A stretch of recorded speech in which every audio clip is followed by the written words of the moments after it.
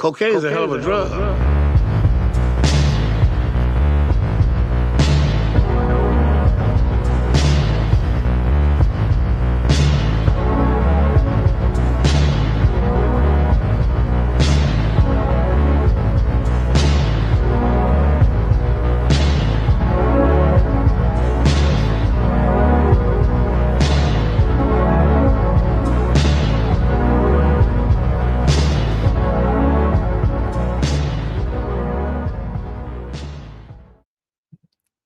What is up, everybody? Happy Thursday. The Coquina Cowboys coming to you live. And we're really getting to the root of our name, the essence of our name, our partnership on this podcast type thing. The Coquina Cowboys. Coquina is a hell of a drug. Yeah, Okay. it is. So now we finally get to talk about it. And man, this is a big movie. It's a movie that we should have done earlier, maybe. But No, dude, it was divinely inspired. It happened when it needed to happen. yeah, well, let's just tell that story. Forget the other story. We did our last show. Me and Juan, Mitch Kumstein from the One on One podcast. Kumstein. Executive producer of the One on One podcast, hosted by Juan Ayala, produced by Mitch Kumstein, Jeffrey Epstein, Harvey Weinstein, and Ben Shapiro. Produced. Well, we've been doing every Thursday, we've been covering a movie that's either set or filmed in Florida. Mostly movies, a couple TV shows here and there. And we're decoding the esoteric symbolism, the gopher holes, the conspiracy theories associated with all these. And now we're doing Scarface. Now, we hadn't done Scarface yet because even though it's a great Florida movie, it's not really esoteric or any spirituality or, things going on. So we left it to the side for a little while. Well, this week, a couple days ago, I was on the phone with Juan. In the morning, I was at the grocery store. We're saying, what are we going to do? What movie are we going to do? We said, Scarface, maybe not. We don't think so. It's not worth doing. And I think we said we were going to do Ace Ventura, Pet Detective instead. Well, as we kind of made up our minds on Ace Ventura, Pet Detective, this guy walks up right to me in the produce aisle. Yeah. About to share it. This guy walks right up to me as I'm on the phone with Juan with this sweater. It's a big gray Scarface sweater. Tony Montana on the front. And I was like, dude, can I take a picture of that, please? How weird was that? Yeah. It was pretty weird. Pretty trippy. Pretty freaky. Yeah, because I was wondering why you were like, yeah, I won't get your face in. I was like, what is this dude doing? Yep. So it made sense. Yep.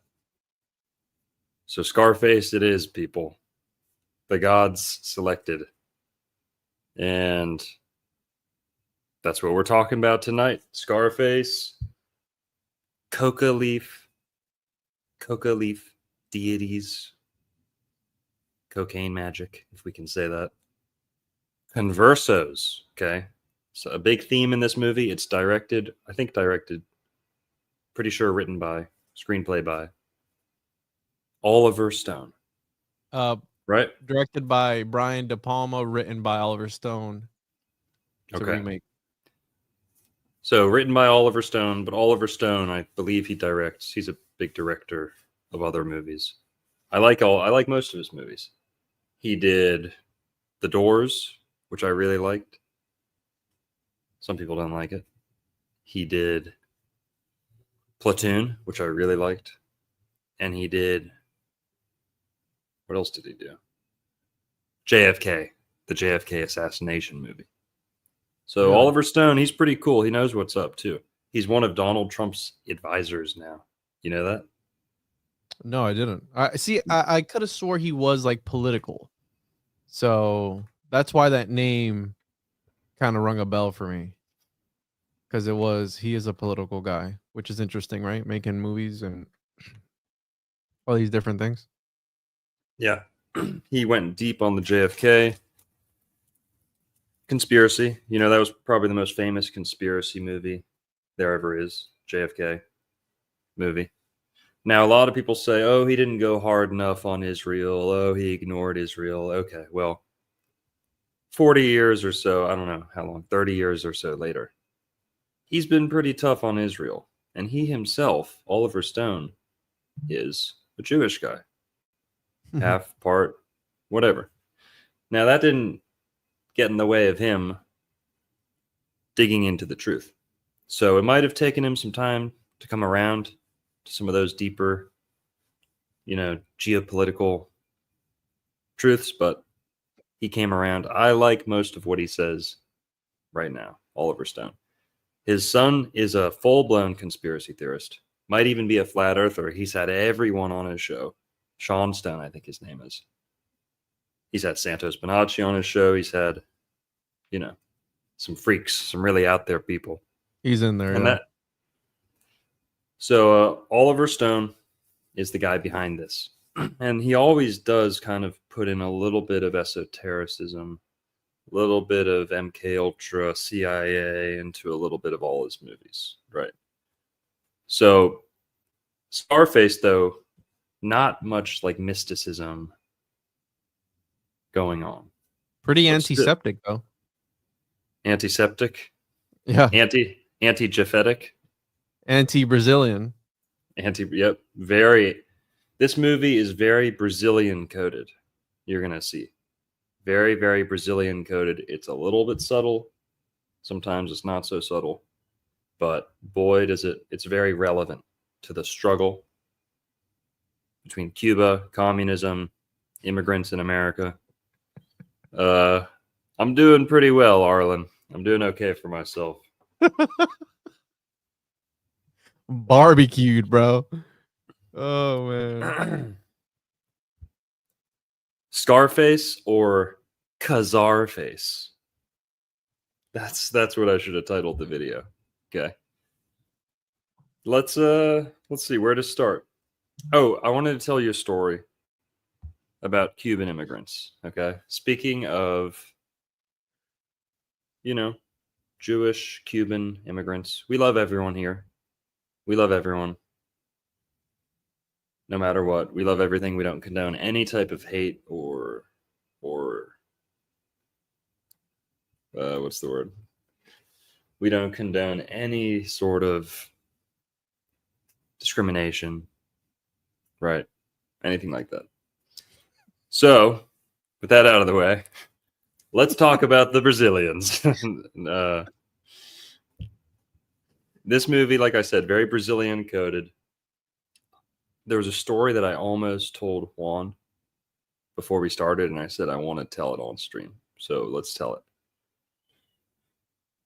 When I was in college, I went to college in the Keys, only for a semester. Don't worry, guys. I did not graduate.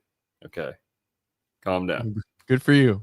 Don't worry, I'm not a Fed micro influencer. Well, in the Keys, we're really, really close to Cuba. There's a lot of Cubans in the Keys. There's a ton in Miami, right? Growing up, you hear Cuban a lot, Cuban Spanish.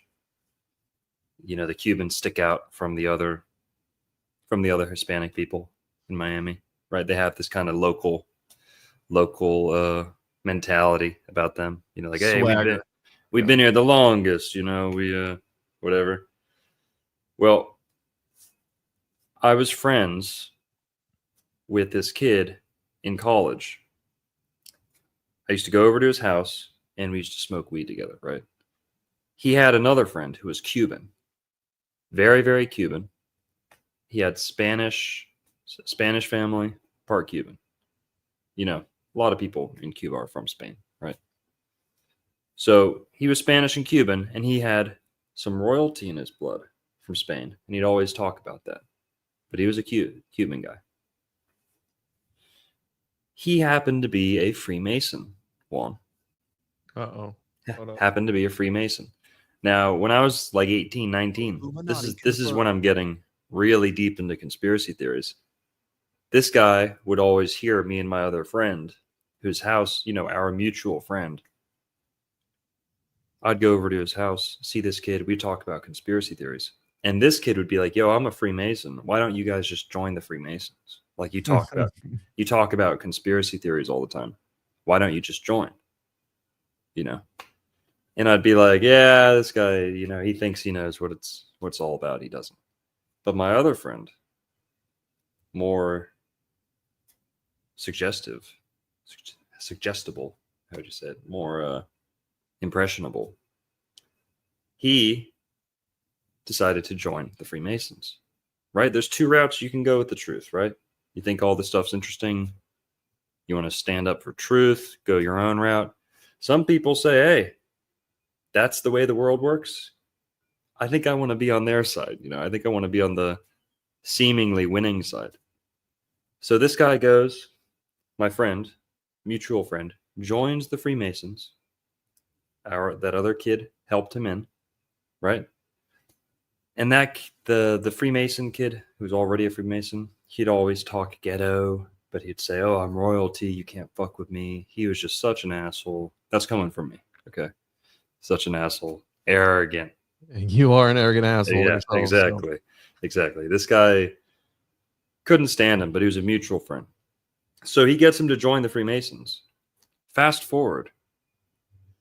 I'll skip over the part where he potentially turned me in to get arrested, to get himself out of an arrest. I don't know if we can link that to him being a Freemason or not, but whatever. What I do know for sure is that after I got in a little trouble, moved out of the Keys, I had friends who stayed down there. I'd go down there myself, see them a lot. That kid whose house I used to hang out at, who became a Freemason, shortly after I left town, and he went full-blown Freemason, didn't have me to, like, you know, tug him towards the side of good. That kid started dating a 6-foot-tall, big, black, beautiful, transgender woman. Big, black dude. That kid was dating a tranny within months of becoming a Freemason, initiated into Freemasonry. The kid who got him to join Freemasonry, within months of that, himself went trans. Now, he didn't really think that one through, because guess what happens when you become legally female? You're not allowed to be a Freemason anymore, because it's men only. So they kicked him out. And now we've got a Cuban Latina dude dressed up like a chick with a Freemason tattoo on his bicep. Oh my God. Walking around Florida. She's out there somewhere, boys. Okay. Only in Florida. That chick, she's probably going to be like the main character in Grand Theft Auto 6. But that's a true story, people. Yikes. I've got friends who will tell you the same story. And I have pictures. I'm still subscribed to that dude's OnlyFans. No, just kidding. I've got him on Instagram and I can show pictures. But no, don't dox him, dude. He's a she, and he used to be a Freemason. Damn. Still has a Freemason tattoo on his bicep. Thought that was. Oh, here, look, yeah.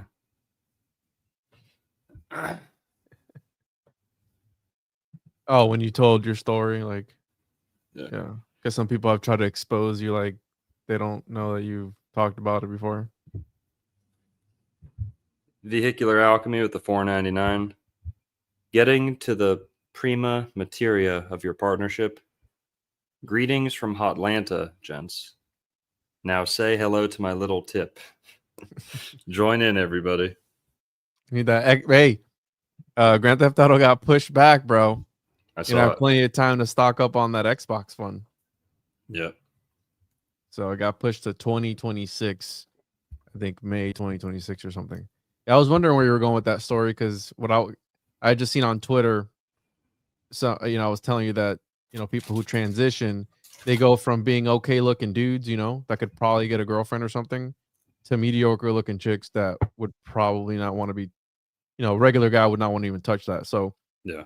never made sense to me as to why somebody would want to do Right. that to themselves, like Well, permanent damage. Juan, once the technology gets us to where they can make you as beautiful as you want to be, I will fully support your decision to switch. You're saying the technology is not there yet, just not there yet for you, right? No, I don't think it's ever gonna be there, bro. Unless they like transfer your consciousness or like grow your own sleeve somewhere where it'll be perfect. Did I hear an unless? Yeah, well, unless they grow your freaking fleshlight in some lab somewhere and then you transfer it, into that. Now, guys, why are we telling you the stupid story? Well, it's super relevant to the opening scene of Scarface. And it also this movie explains a little bit as to why Key West is the trans capital of America. Is it really? No way. You didn't know that? No. Yep. More specifically, like the drag queen capital, but it's the trans capital of America. Look it up.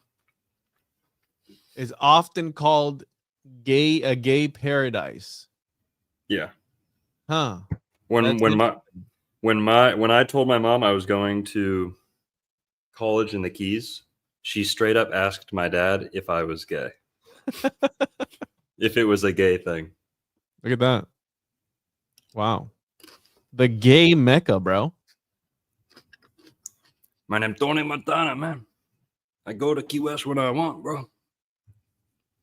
My favorite part of the movie was at the very beginning where he's like, "What'd you tell him?" I told him I was in sanitation. He's like, "I told you to tell me you were in a sanatorium, bro." Oh, that part made me crack up. But what was there any trannies in this movie? I know Ace Ventura for sure, but Scarface, was there any? Let's go to the opening scene, Juan. A little bit farther back when he's getting interviewed at immigration. Oh, yes. So let's get right into the movie, people. You're gonna see why that story was relevant. Okay, because we're heading south on this one.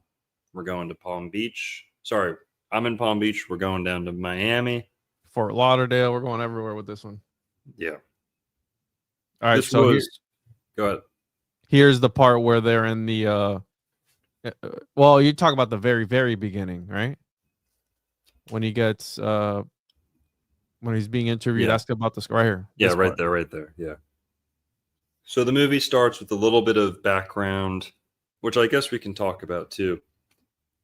There's not so much esoteric or mystical rabbit holes with this one. It's more kind of political, geopolitical, communism being a theme in the movie. And then his life kind of playing out like a capitalist, like wet dream. It's like the American wet dream, this movie. But whatever. It starts out explaining, I believe they call it the Mariel boat launch or something like that. The 1980 Miami riots, which is called the you're talking about the Mariel. That's after. Yeah, before, leading up to this. Earlier. But so it explains how Fidel Castro, the communist leader of Cuba, how he expelled all of the prisoners from Cuba's jails, political prisoners and actual criminals, right? Serial killers, drug dealers, predators, the worst of the worst. Cuba, probably because they were suffering under communism, pretty much needed to like depopulate the island. And the criminals were the first people to go and political enemies. And what they did was they sent out a wave of civilians who were allowed to leave Cuba, because I believe up until then you weren't allowed to leave, Let them escape to America. It's only, what, a 90-mile boat ride from Yeah. Cuba to Key West. Mm-hmm. Very easy to make it up to Miami, too. So, yeah, the Mariel boat launch, I think they called it. Yeah. Where they sent all these people to Florida. They said, we don't want you here, You're anti-communist. We don't want you here. They sent him back, or sent him over to Florida. Now that's where the movie picks up, and there's a lot of other little events like that where Fidel sent people he didn't want in Cuba to Florida. Sometimes we sent him back. Sometimes we said, hey, you can't do that. He said, screw you guys. I'm going to do whatever I want. Now, of course, a lot of people were okay with taking these people in because they're suffering under communism. But on top of the political prisoners, there were actual criminals. And that is largely the origin of the, this is 1980, but this process had been kicking off since, 1955, 1960. Whenever Fidel came to power, communism was a divisive issue. But they were also sending criminals over. So the criminals came over. They want to gangbang. They want to, kill for money. They want to do all this stuff. And that's partly why Cubans got a bad reputation, early on. Was a good percentage of them were admitted criminals. And so that's just one event in a series, of waves of immigration from Cuba to here. But guess what, guys? There was also instances where we wanted to overthrow Fidel Castro, and we would take Cubans. Sometimes we would take mercenaries. We would take people from other parts of South America that were suffering under communism. And we, the American government, started training them in Florida. Did you guys know that there was Cuban revolutionaries training with assault rifles, bombs, cannons in multiple locations in Florida? That's a fact. So there was almost like a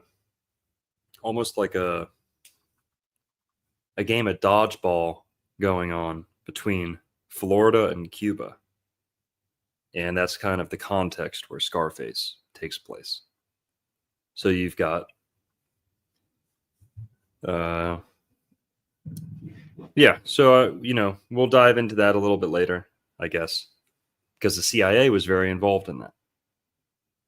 Very involved, pulling the strings, gaslighting the American public too.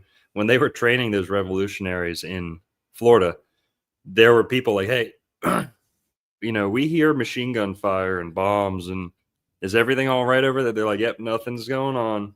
No Cubans over here. Don't worry about it. Nothing to see here. We're not planning to overthrow Cuba. And by the way, the Bay of Pigs was one of these events. Yeah, I had it pulled up. Okay, yeah. Bay of Pigs invasion. That's what these programs culminated in. And I think there was more efforts like that. Espionage, sneaking people in and out of Cuba.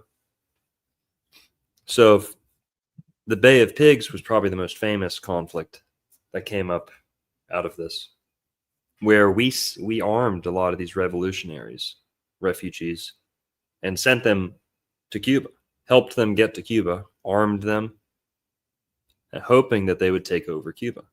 Because that's what we did with Fidel, by the way, too. Mm-hmm. Fidel and Che Guevara. Number one, Che Guevara is not even Cuban. He's Irish and Argentinian, to my knowledge. Che Guevara and Fidel, they were also funded and armed by the American government to overthrow the current regime back in like the 50s. So America had been doing this, lots of CIA programs. Some of it was out in the open. Some of it was secret, right? But that's kind of the context of what's happening. It's not just a drug movie. It's a somewhat political statement. Yeah. Yeah, and you kind of see that, right? The corruption, which the crooked or corrupted cop, I guess, was actually Brazilian. And all the Yes. Brazilian figures in this movie are the worst of the Brazilian. worst. Yeah. And they kind of hint at that even when they caught him like towards the end with the camera and the clock. You see the corruption, and it just makes you think of how many people are running operations with the government in their pocket, and the government's just letting them do whatever they want. And like how the other guy was saying, like, hey, you tell me who you want us to bust, and we'll bust them. If they're a competition or whatever it is, it's going to cost you this much every single month, and I'm sure if somebody else was to pay them more, they'd turn around right on you and do the same thing to you. So, and a lot of people have talked about this, even like Iraq and all these different invasions, if you will, where the CIA and these governmental entities are behind this war on drugs. Well, who started that war, right? Who introduced the drugs in order to be on a war against it? They themselves, right? Yeah.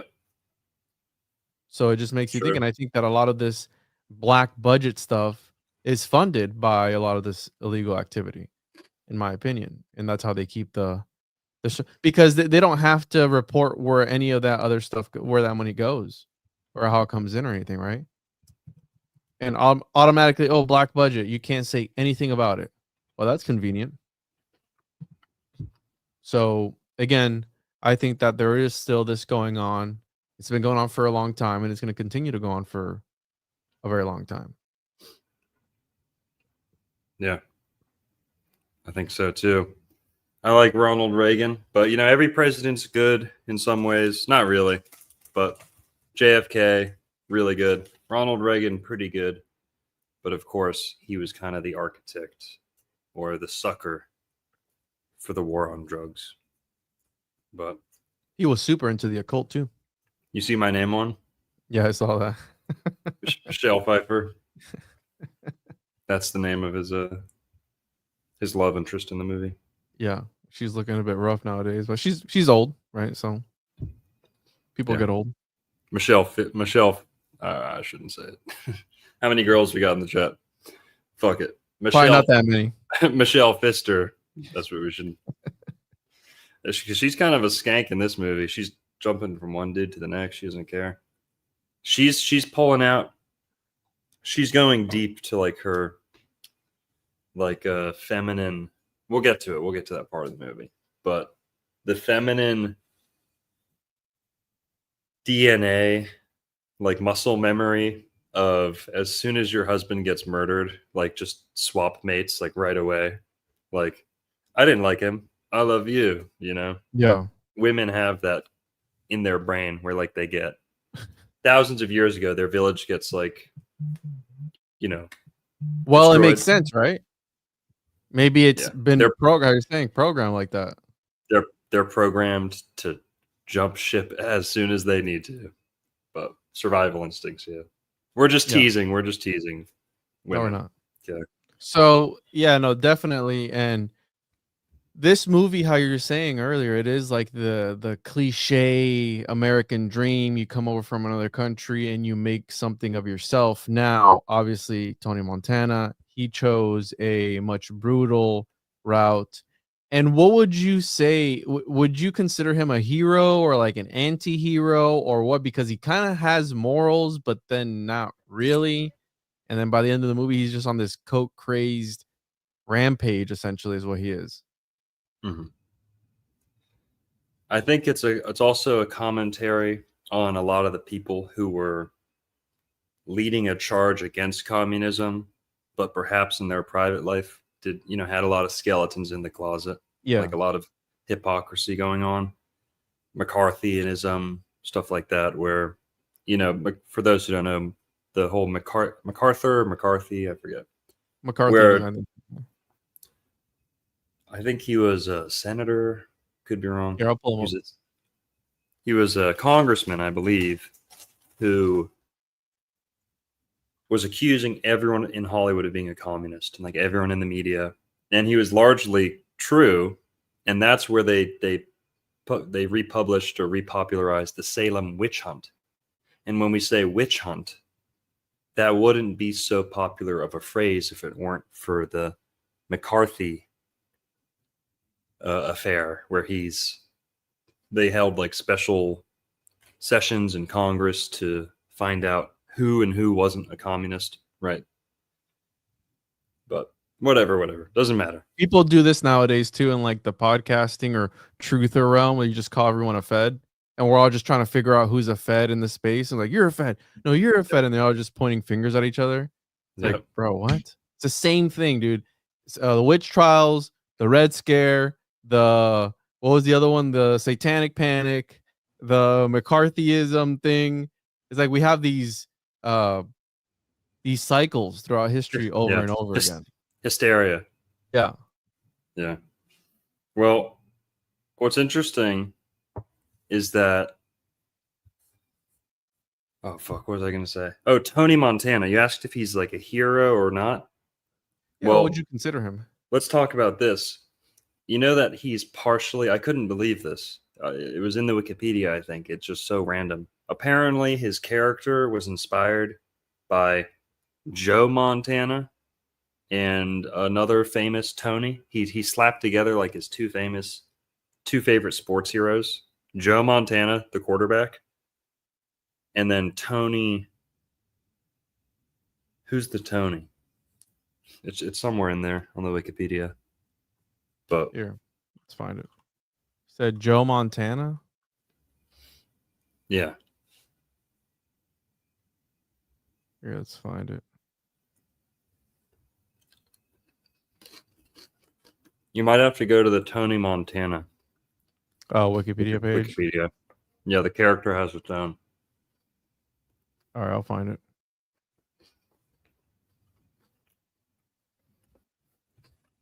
There we go. All right, so Tony Montana is a fictional character and the villain protagonist of the 1983 film Scarface. This character is portrayed by Al Pacino in the film and is voiced by Andre in the 2006 video game, embodying the possibility of a person rising from the bottom of society to the top. Tony Montana has become a cultural icon as well as one of the most iconic film characters of all time, which, again, from my understanding, this movie was a flop in the theaters, but it was big when VHS came out. Really? Like, that's what I was like looking up stuff about the movie and like facts and stuff. And apparently it was a flop. But then when you look at the Scarface box office here, it says 23 to 37 million and box office was 66 million. So again, I don't know how accurate that was, but from my understanding, they sold a ton of VHS copies, and that's when it actually became a thing, and not so much in the theater. So again, there's probably some discrepancies there. So let's see here. In 2008, Montana was named the 27th greatest movie character by Empire magazine. Right here, the character is partly based on Tony Camonte, the protagonist of the 1932 film, which is the original Scarface, quote unquote, based on a book. And this is a loose remake, essentially, is what it is, right? Camonte was in turn an adaptation of Tony Guarino. Yeah. From the novel, which is based on Al Capone, which Al Capone is a Florida native. So we have this sort of not a native, but a resident. Right? And we'll get into his lost Everglades city, which I told you about, which in turn was a loose fictionalization of the real life Italian American gangster Al Capone, who was born in Brooklyn, New York in 1899. In contrast to Guarino and Camonte, who were Italian immigrants, Montana is a Cuban immigrant. According to Oliver Stone, Tony's last name was inspired by then NFL quarterback Joe Montana, Stone's favorite player. And a prequel novel, Scarface: The Beginning, written by L.A. Banks, was published in 2006. Montana has a large scar on his face, which explains why he is best known as Scarface. This is the same type of scar that Al Capone received from a bar fight in 1917 at the Harvard Inn. So interesting connections there, and the way that these characters are born and how these people are able to, because even and I know it doesn't say a lot, but Reddit, there was this thread I saw where it's like, why is Scarface one of the best movies of all time? Why is it so influential? Like, people still don't understand why it is, but these cinemagicians create these movies and they shift culture. Say hello to my little friends, like one of the top movie lines of all time. People Right. say it, over and over again. I said that a bunch of times as a kid when I first I hadn't seen this movie in years, bro. Like, it was at least 20 years since I last saw this movie. So it's been a long time. And I didn't remember a lot of it, but it all came back when I was like watching. I'm like, oh, okay, this is the part. But again, shifting culture. And it says a lot, this story of coming from another country and living that American dream.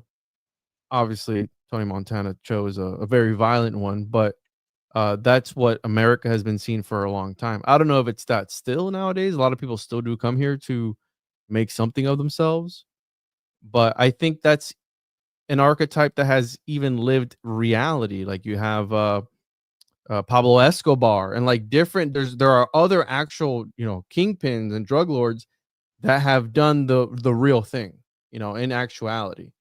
And I think maybe that's why this movie resonates with so many people, because it's a possibility, right? You can definitely do it.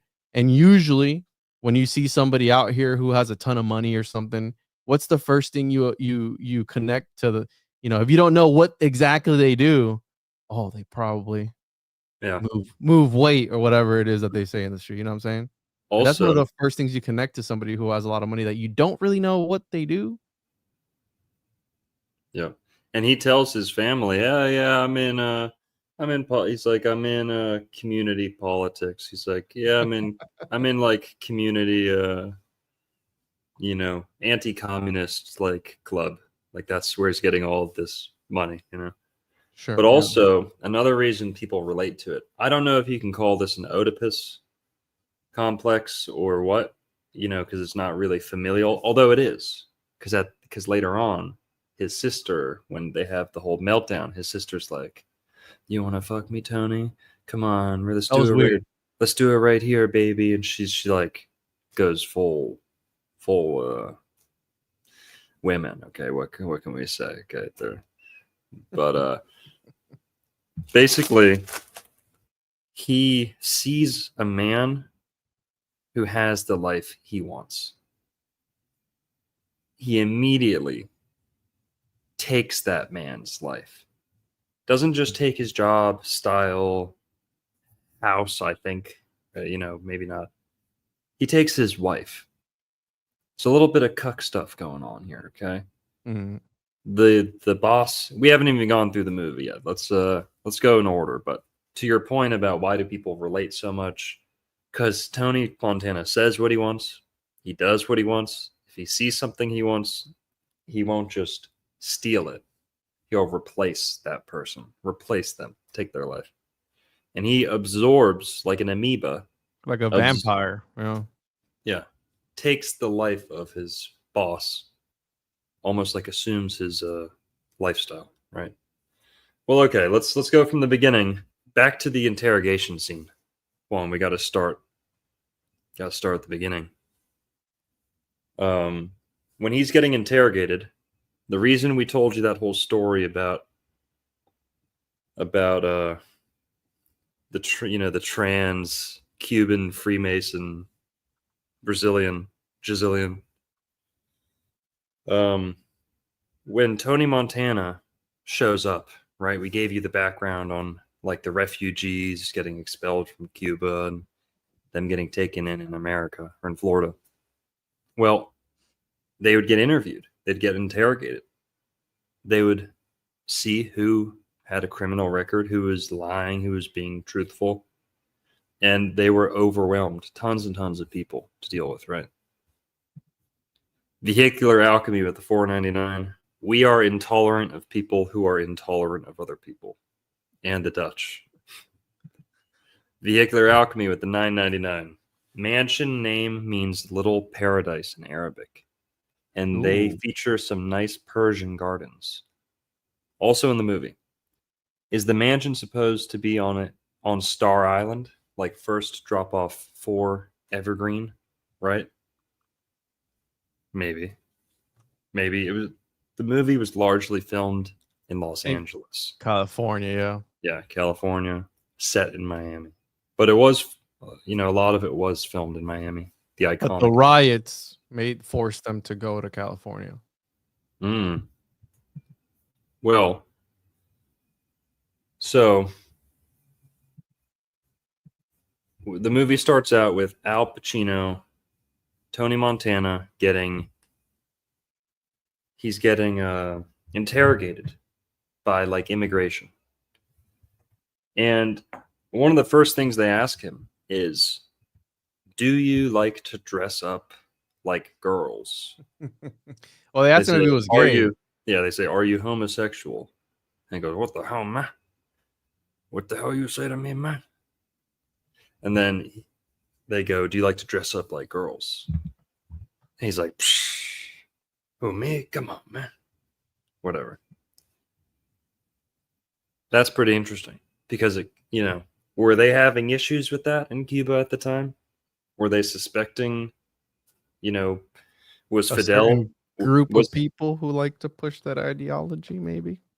exactly. Was Fidel, was it criminals he was getting rid of, or was it offenders he was getting rid of? Was it predators he was getting rid of? Maybe they were having a whole bunch of these LGBT R2D2s coming in. Okay. But they reference it in the movie. One of the first things they ask Tony is, are you gay? Do you dress up like girls? Now, a little bit later, they ask him about his scar, sitting on a fight when he was younger, Scarface. Then they ask him about the tattoo on his hand. Now, in the movie, it's hard to make out what it is, but they say what it is. They say it's a pitchfork. It's a pitchfork on top of a heart. Now, apparently, in Cuba, Cuban prison tattoo code, that means assassin. So it's revealed that Tony Montana was probably an assassin in Cuba, especially in prison. Right? He had to assassinate people in prison in order to support himself, right? So he's got a trident tattoo. So some people say it's a trident. Some people say it's a pitchfork. Right there, it's hard to tell what it is. But Looks like it a is, heart with something through it. yeah, it is a pitchfork / trident. Everything about the movie writes it and says that. And then the officer says it out loud. A trident means that they were an assassin, something like that. But what else does a trident mean?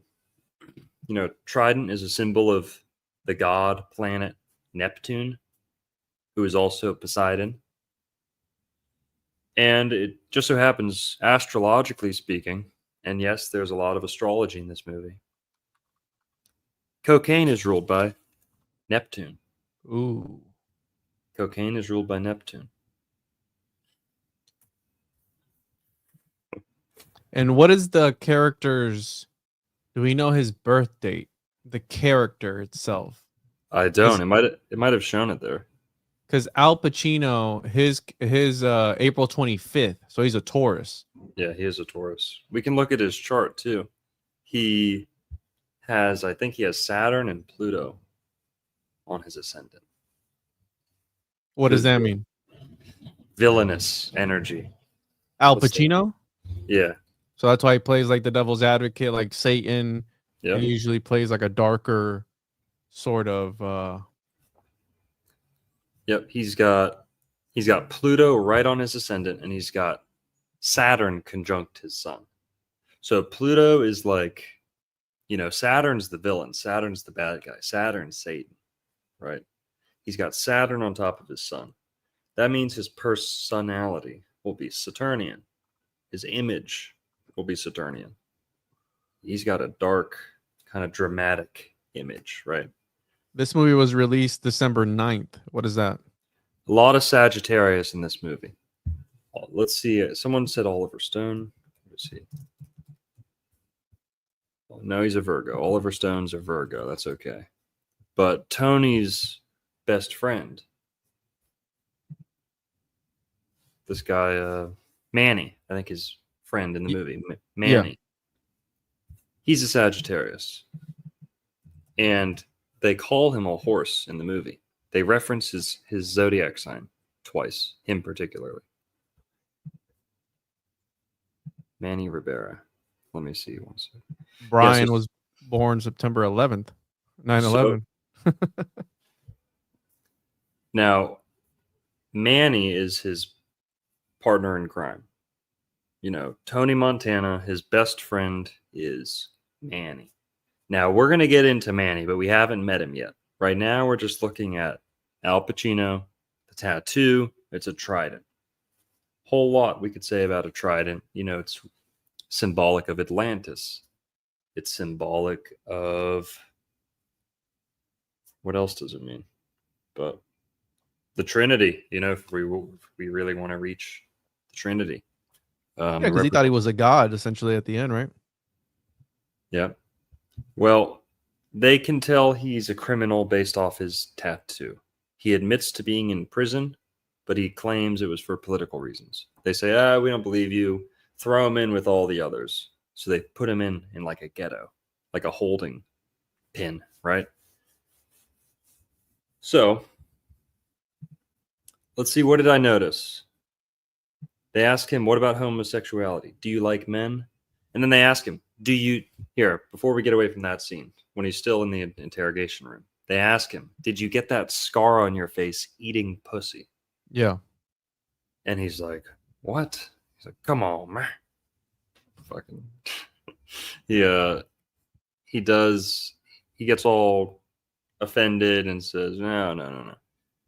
Almost 2 minutes later, okay, he goes, I eat octopus 3 times a day. And I assume that means like that's a poor person food that Cubans would, resort to eating. That's the way he says it is. When they tell him, hey, we're not going to let you in. You're not a citizen. You have to go and wait with everyone else because you're a criminal. He says, screw you guys. Do you know what it's like to live under communism? You know how bad it is? You know why I'm a criminal? I lived under communism. And you know how bad it is? We had to eat octopus 3 times a day for every meal.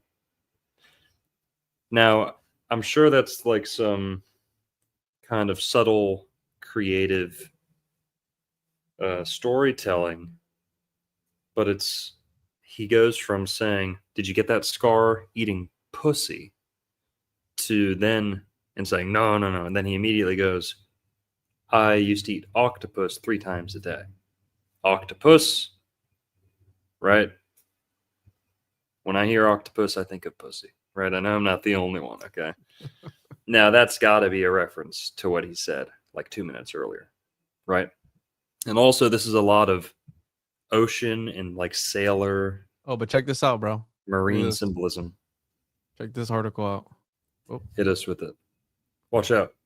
Yeah, I got it. Come on. Jesus. All right. How octopuses could have helped avert the Cuban Missile Crisis. This is by Live Science. So apparently, as the Cold War tensions rose, Gregory Bateson was busy observing solitary octopuses, learning to live together in a single tank, and it gave him an idea about managing geopolitical relations. What the hell's going on here? Bateson understood that.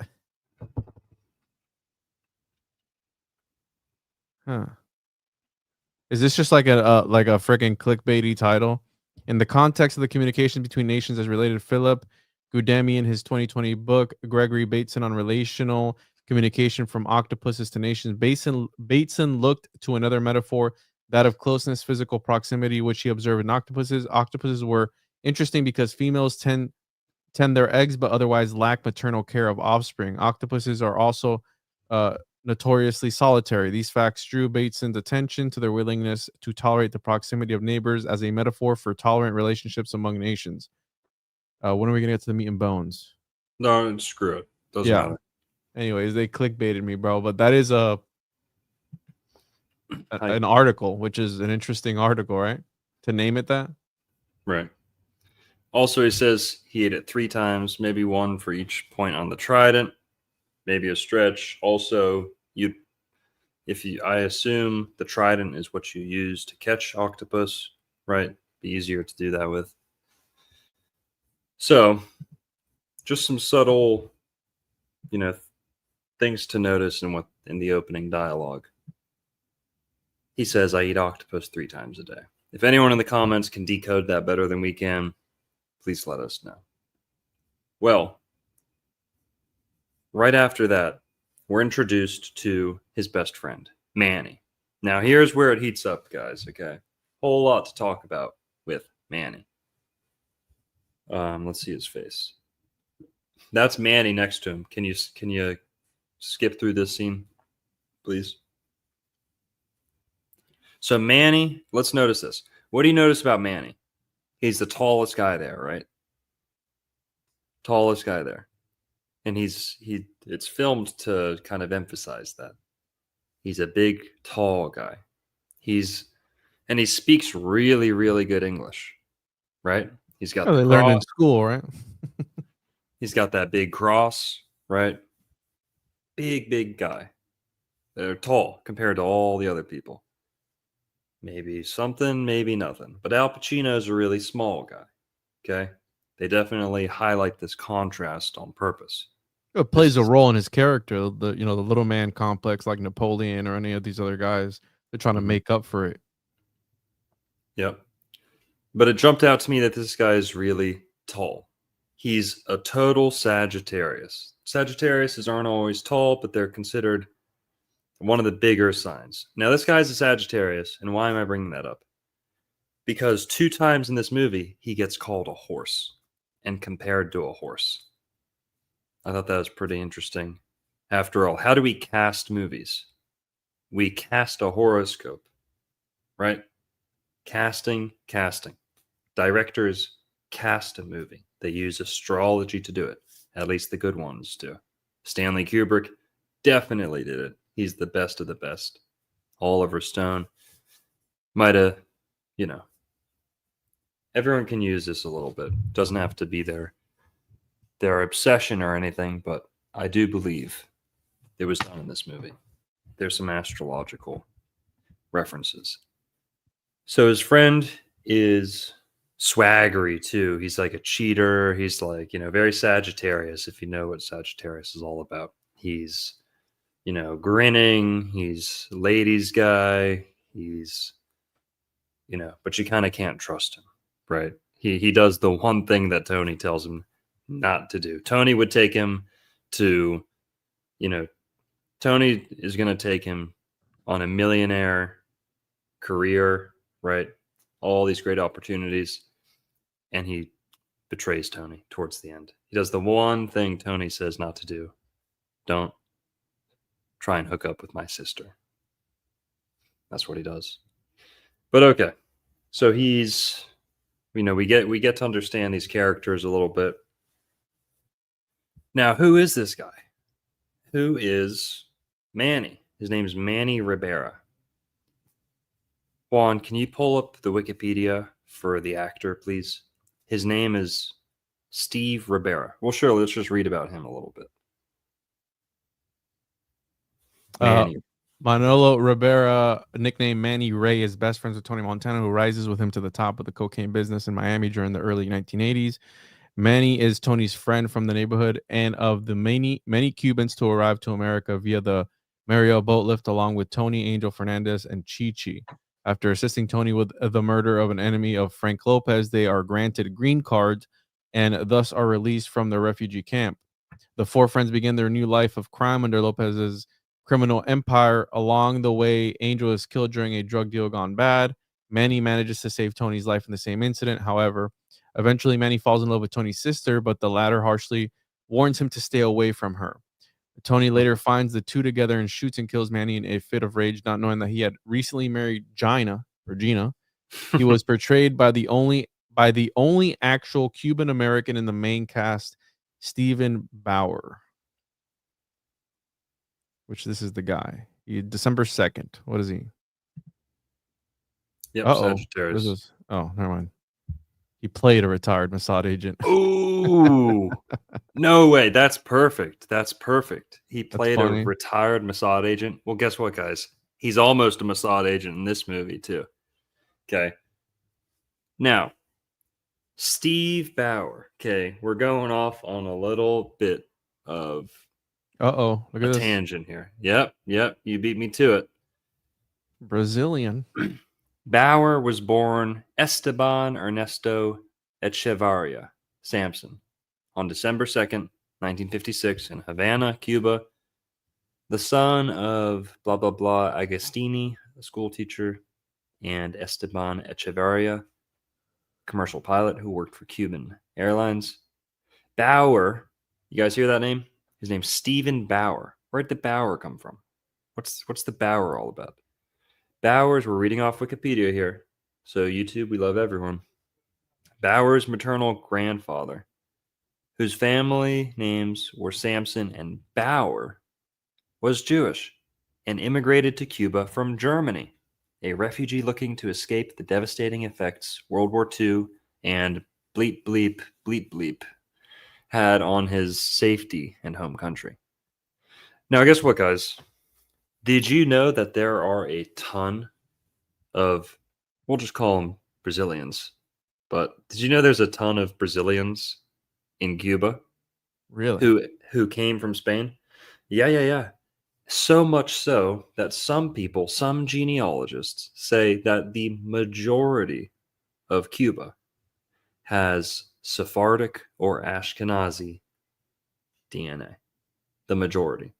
Now, how did that get there? Number one, Cuba's entire native population almost went extinct at one point.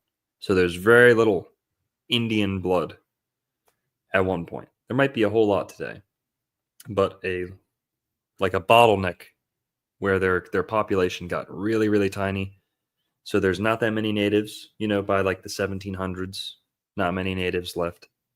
Then there's all these African slaves, black slaves from, God knows where. And then there's the Spanish conquistadors. Well, guess what, guys? Who were the first waves of Spanish conquistadors to pretty much sign their life away and go brave a terrifying new foreign, exotic, dangerous world in the Americas? It wasn't the Catholics, who had lots to live for in Spain, who went out and did these daring missions at first in the 1500s. It was the Brazilians. Brazil didn't even exist in like the 1500s. Brazil is the Brazilians, Sephardic Brazilians. No, I mean, it that's was, been confirmed, right? Columbus and all of them, that they were. yeah. They're called Conversos. So it was very common in the 1500s. Around 1492, when Columbus went to the Americas, remember, he landed in the Bahamas, not far from Florida, not far from Cuba. He ended up going to Cuba later.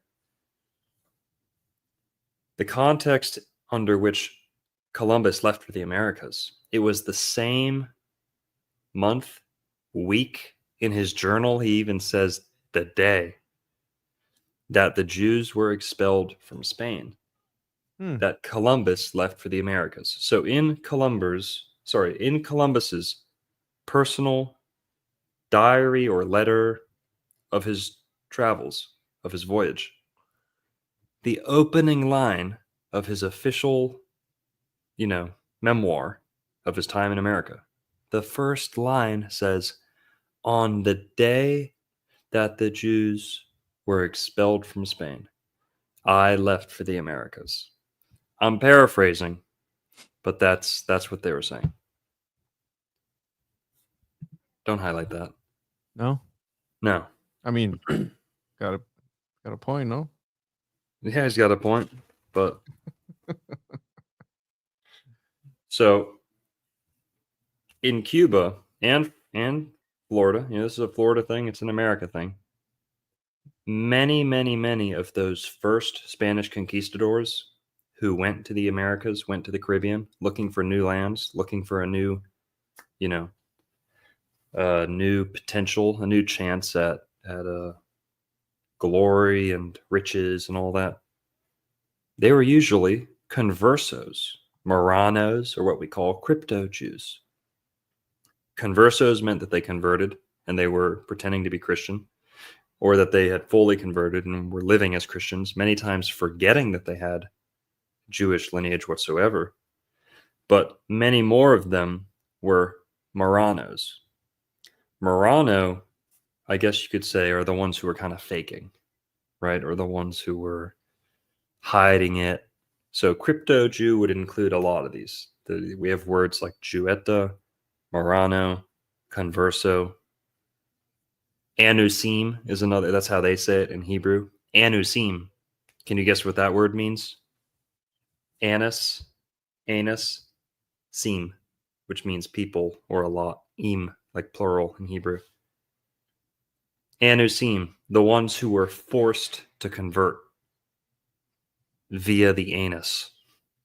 Anusim, meaning to like be R-worded or forced to do something from behind. The fuck? So they call themselves the Anusim, the ones who were forced to convert, the ones who were R-worded. So, but we can group all those together under the term crypto Jew. People who had either recently converted, forgot they converted. Fucking crazy, bro. Yeah, Anusim. And Columbus was a converso. This has recently been confirmed. And was he Anusim too? Many of them went to Cuba, because Cuba is one of the first places they really settled down. Puerto Rico as well. Juan, you've probably got a little Anusim DNA in you too. Uh-oh. But so Cuba was early on settled with many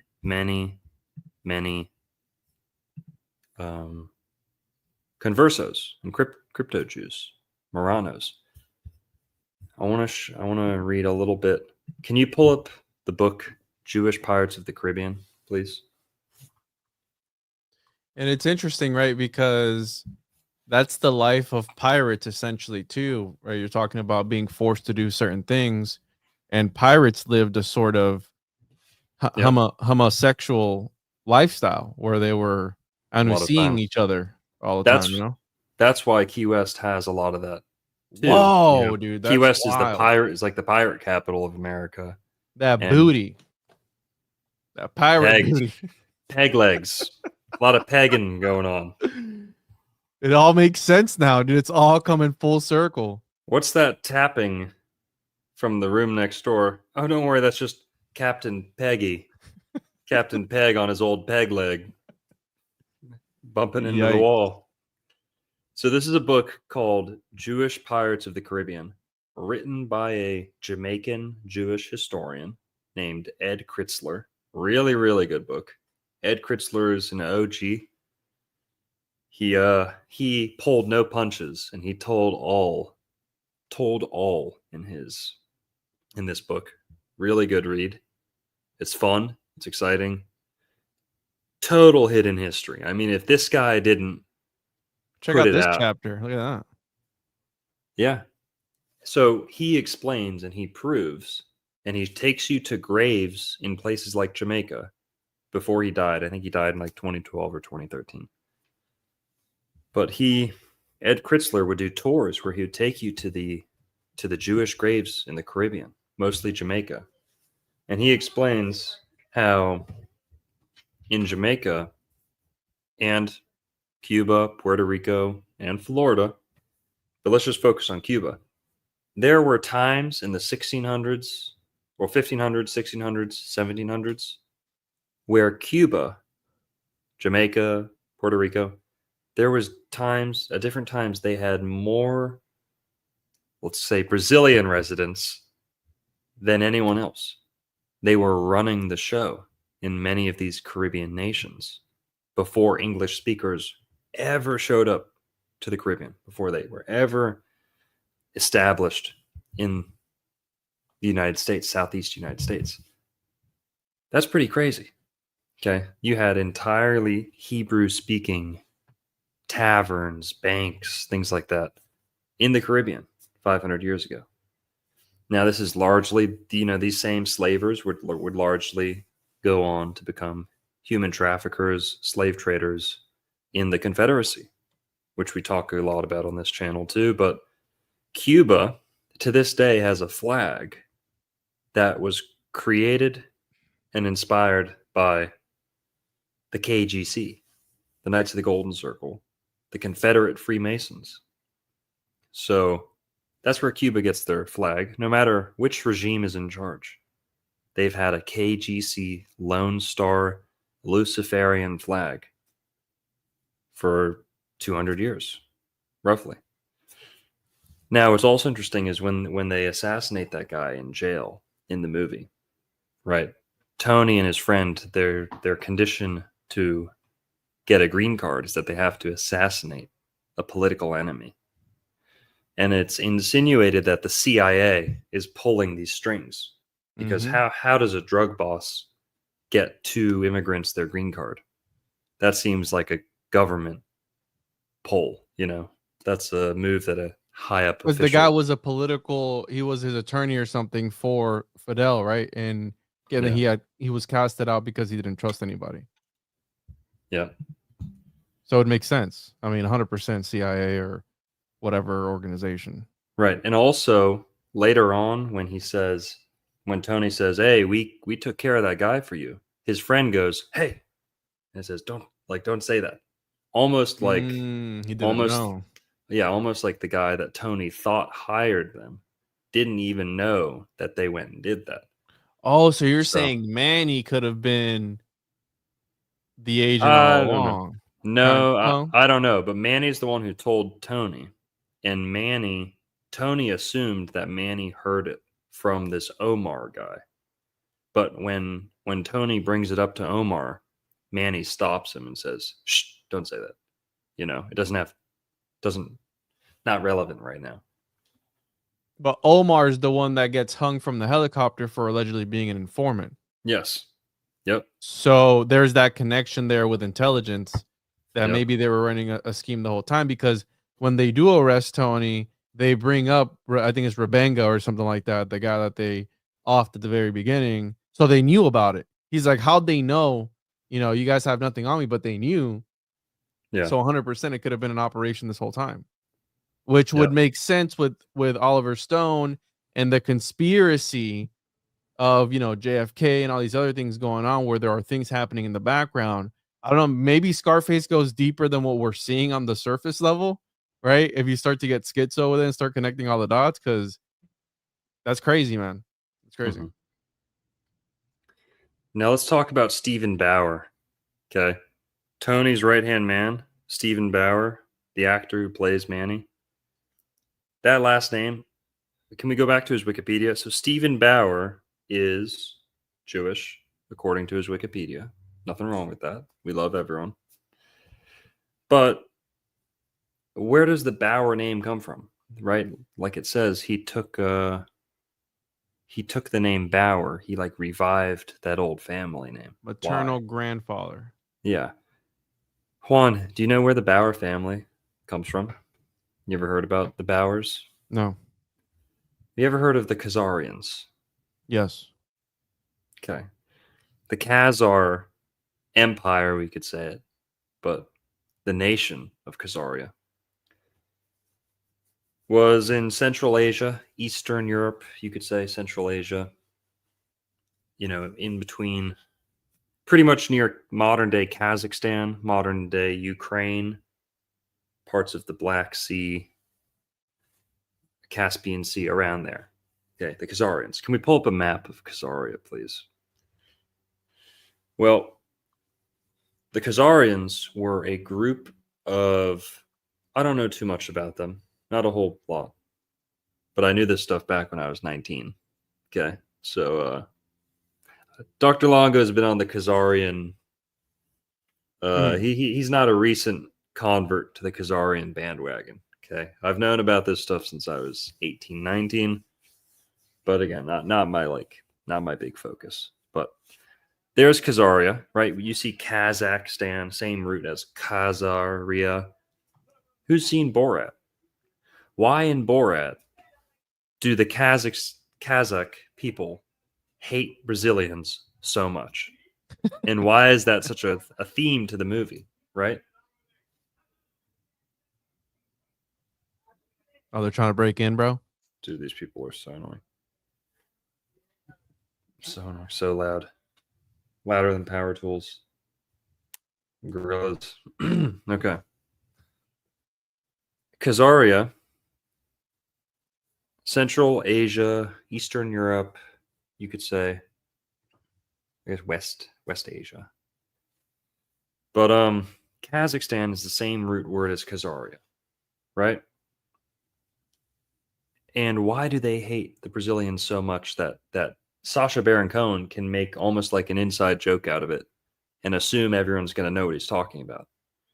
Well, Borat was a very, maybe even like a distraction, right? Like a Disney Frozen type thing where, oh, the funny comedy movie. Oh, Brazilians and Khazaria. What? That's funny. That's goofy. That has nothing to do with anything. Oh, Oh, funny the Borat. conspiracy. Yeah, yeah, Funny yeah. Borat movie. When actually Kazakhstan is the ancient homeland of the people who claim to be, Brazilian today, the Zionists. Whoa. Zionists, Khazaria and Ukraine is the ancestral homeland of most of the modern day Israeli population. Okay? Yikes. So who are the real ones then? Do they exist or what? Well, that's a whole nother conversation for another time. Personally, I think they're the Irish because the ancient word for Hebrew was Eber, where we Okay, get the mine word, unveiled. where we get the Iberian Peninsula, where we get the word Hebrew, Eber. So we say Iberian. Well, what did the Greeks used to call the Irish in ancient times? The Hibernians.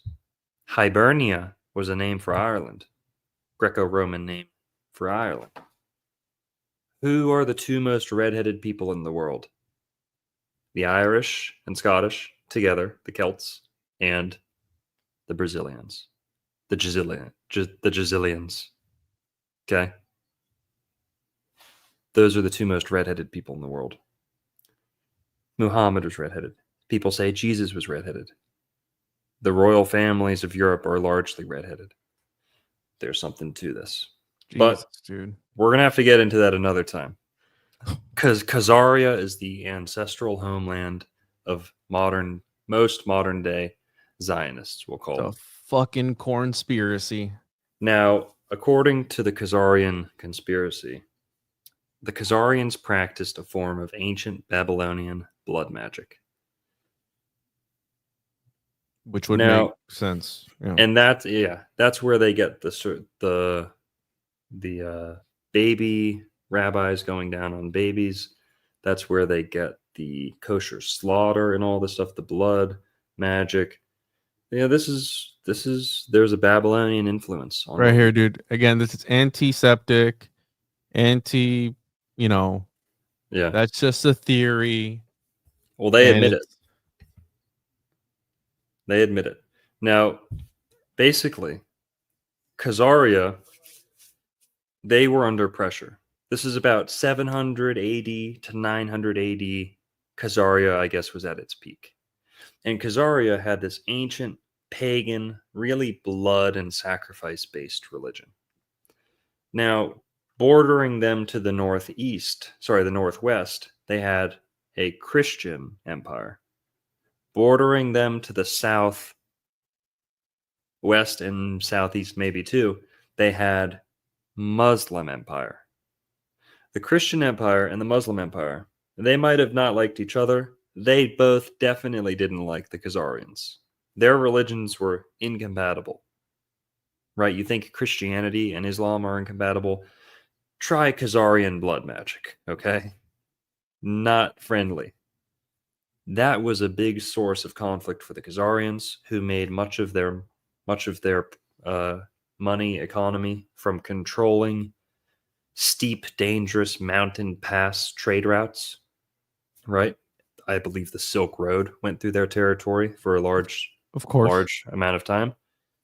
And, that's how they got by. And they hired a lot of mercenaries to do their fighting for them. But the pressure became so much, the religious tension with the neighboring empires became so much that the Khazarians came up with the crafty idea to mass convert to an Abrahamic religion. Now, seeing as how their neighbors on one side were Christian, neighbors on the other side were Muslim, they didn't want to be those religions, because those religions would mean they'd have to get on the same page as their neighbor. And it would be harder to hide things in the religion if the religion next to you is the same, right? So they said, well, we need to be Abrahamic, meaning we have to pretend we believe in one God. So what religion are we going to take? It just so happened that these Khazarians had darker skinned, enslaved, slave population from the Middle East, who themselves practiced a Hebrew Abrahamic style faith.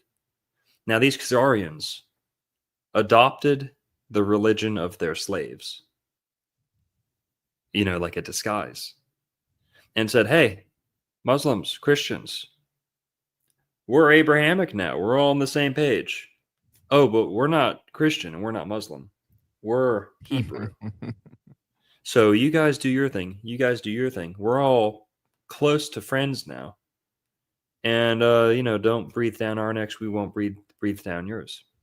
And that largely worked for them. Not entirely, because now that they had kind of assumed this new identity, it became more profitable for them to move into Europe than to stay in their own empire. So what happened? These people who had names that were very Eastern European, very, right, Eastern European names, okay? These Khazarians, they start migrating and assimilating westward, farther and farther westward. And they get all the way to Germany and England, but to Germany. And the bulk of them set up shop in Germany. There's a lot in Russia, but they were already kind of in Russia. There's a lot in Poland, but Poland's just kind of along the way to Germany. They really wanted to get into Germany because they wanted to get their hands into the banking in Western Europe. Now, do you know who the ruling family, the ruling dynasty of the Khazarian Empire was, Juan? You know their name? The Rockefellers? Close, kind of. The Bowers. Oh, The Bowers. close. Bauer. You don't hear that name that much, though. You hear Rockefeller a lot. Bauer. Bayer. Bar. Bear. You hear that name? Now, what does the name Orsini mean? The richest Catholic Jesuit family in the world. Some would say the richest family in the world by far. They totally dwarf the Rothschilds, according to many people. Now, these are seemingly Catholics. Orsini. What does Orsini mean? Little bear. The bear family. Now, who else did the Bowers turn into? They turned into the Orsinis, but what is the Orsinis? The Orsinis are merely the Italian branch of the Rothschild family. Is The this what this is? Bowers, a little bit, yeah. You see the cross in the Bayer logo? Mm-hmm. Now, the historical sigil of the Bauer family. The Bauer family, they originally used a red cross or a red star as a logo. The red Star of David. The Star of Rephaim. The Star of Rephaim in the Bible. The seal of Satan. The sigil of Satan himself. The sigil of Saturn himself. The Star of Rephaim. Remphan, how do you say it? Rephaim? Remphan? I forget. I think I got it right. Now that red insignia of the Bauer family, when they, if you're one of the richest, most nefarious, families in the world, and you get a free ticket to Germany, are you going to keep your family name so that everyone knows who you are? No, you want to start fresh. You want to, get your hands into the banking. You want to do all this stuff. You don't want people to know who you are. Okay. Basically, the Bauers, they, like I said, Bauer also meant bear. So you get the word bear, Bayer, and also bear, like the animal bear. One of their symbols was the bear. That was their animal of choice, where we get the word Orsini too. The Bauer family's crest was the red Star of David. Sometimes it was the Red Cross. Red Cross, but it was a red insignia, usually on a white banner. They used to call that the Red Shield. The Red Shield of the Bauers. The Red Shield of Khazaria. Well, when the Bauers got to Germany and they wanted to set up shop and put on a new disguise, they started calling themselves the Red Shield. In German, Rothschild. Oh. The Bauers are the Rothschilds. And to your point, Juan, some people say that the Rockefellers are the Huguenot branch of the Rothschilds. Because the Rockefellers are allegedly Christian.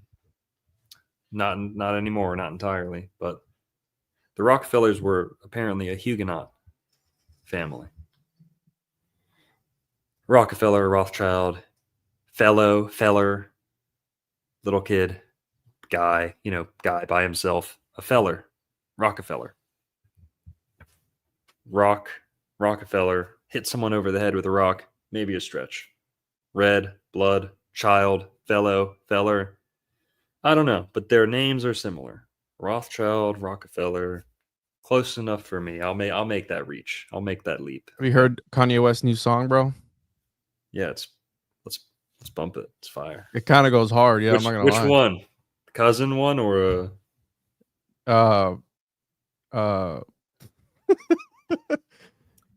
Hail Blippler. Yeah. Now, I think Oliver Stone chose this actor not just for his decent looks and, big frame compared to all the other Hispanic actors in the movie.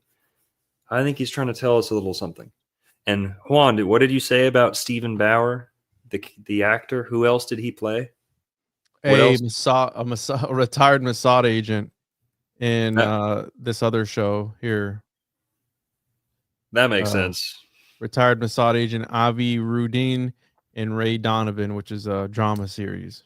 You know who else plays a Mossad agent in a movie? Who? Sacha Baron Cohen. But he's like a troll, though. He's like a troll. He does like some hardcore stuff. And what did he get backlash for recently? He did something recent. Oh, they caught one of the politicians like taking his pants off in the movie, one of the latest Borat movies. Did you see that? Yeah. Here, let me pull it out. I forget. I don't know. But Sacha Baron Cohen went from playing Borat, a mockery of Kazakhstani. The modern Kazakh people, they're aware of a lot of this history. And that is why they hate. Like who that is? Trump's personal attorney. Yeah, apparently he is. Yeah. Yikes. Apparently Rudy Giuliani went to Jeffrey Epstein Island. Oh, I believe it. Dude's a creep. Yeah. But yeah, they catch him like taking his pants off and everything he's about to do, and then they come out and they catch him. But again, that went hush hush. But it did happen. Well, all right, guys, we're about 5 minutes into the movie here. 100 minutes into the episode. But so here, bro, it's so crazy though. I mean, like what you're bringing up and all these connections and everything. I mean, it goes hard. And then this comment right here, you know. Yep. Drug movie with a Bauer lead actor. What are the odds? So, Casting. Steve, yeah, keep an eye out for Bowers, people, and bears. But what else? How else does the bear show up in the Orsini family? Well, what about the state flag of California? Mm. Isn't that a red bear? Or a lot of red and a bear? I think that's the same bear. Definitely not a red state, but yeah, red bear. Yeah. Yep. So let's say okay, his right hand man is Jazillian. He has the name of a Khazarian king. It's a kind of a reference to Cuban crypto Jews as well. He's very tall compared to all the other actors. Maybe he's got a little Nephilim DNA on there. I don't know. He's got a cross on too. He's got a cross on most of the movie, which is kind of, I don't know if hypocritical is the right word. Ironic, right? That he has a cross on. Now, a lot of the actors and characters in this movie are Jazillian, and you would never even know it. Now, when Tony's talking to his friend, and his friend says, "Hey, they didn't let me in either. Like, neither of us got our citizenship." He says, "Did you tell them what I told you to tell them? Did you tell them that you had TB and you were in a sanitarium?" Now, this might be a stretch, reach, whatever. It's gonna be a stretch. 100%. Boy, are we feeling flexible here tonight. Okay, we're playing a little bit of Twister tonight. So, limber up, people.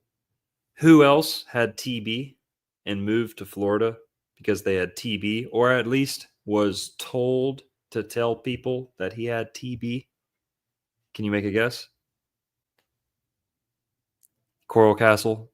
Yeah, no, Edward Lee's got him, but also Flagler's wife as well too. Didn't she have TB? Yes. Yep. Ed Leedskalnin, the guy who made the Coral Castle in South Florida, in pretty much Miami, a suburb of Miami, he told people, "Oh, I had to come to Florida because I had TB, tuberculosis." But he wouldn't say tuberculosis. He would always use the abbreviation TB. And people wonder, does that, is that code? He wrote multiple books about his secret techniques that were very encoded and cryptic to read. TB, Tampa Bay, Tom Brady, tuberculosis, TB. It's also the runes. Those are both of the runes for Sagittarius. Really? And who's the character? And what else does he say to him right after this? Literally right after saying, Tony says to Manny, "I told you to tell them you had TB and you were in a sanitarium." Now, he doesn't, like Juan said earlier, he messes up because he's kind of dumb, right? The Sagittarius character. Tall, swaggery, obsessed with chicks, doesn't care about money that much. Tony's the Taurus. Tony Montana's a Taurus. He wants the money, he wants the house, he wants the car, he wants, materialistic, right? Tony. Manny, he's a Sagittarius. He just wants the thrill. He just wants the fun. Tony has like no fun ever. He's serious. Come on, Gotta man. smile more, Tony. Yeah. Whereas Manny's like, "Hey, this is having the time of my life. I'm poor. I'm not poor anymore." Doesn't change his personality at all. Tony changes. Manny stays the same. But Manny's, yeah. Now, he goes straight from saying, "Tell him you had TB." Oh, sanitarium. He accidentally says sanitation. Yeah. Sanitarium is what, like all these, the whole Tartaria rabbit hole with like red buildings. Yeah. Prison trains, orphan trains, and then incubator babies. A whole whole component of that conspiracy theory is sanitariums and insane asylums. Sanitarium's kind of the same thing, insane asylum. And maybe that has something to do with Tartaria, maybe not, but I don't think it was a thing in the 80s, or maybe it was. Yeah. Because that's like recent. He says, "Oh, I thought you said sanitation." Or I thought you said sanitarium. I said sanitation. And then Tony says, "Man, you're stupid." He said, "You should have kept," this is Tony saying to Manny, quote, "You should have kept your mouth shut. They'd have thought you were a horse and let you out."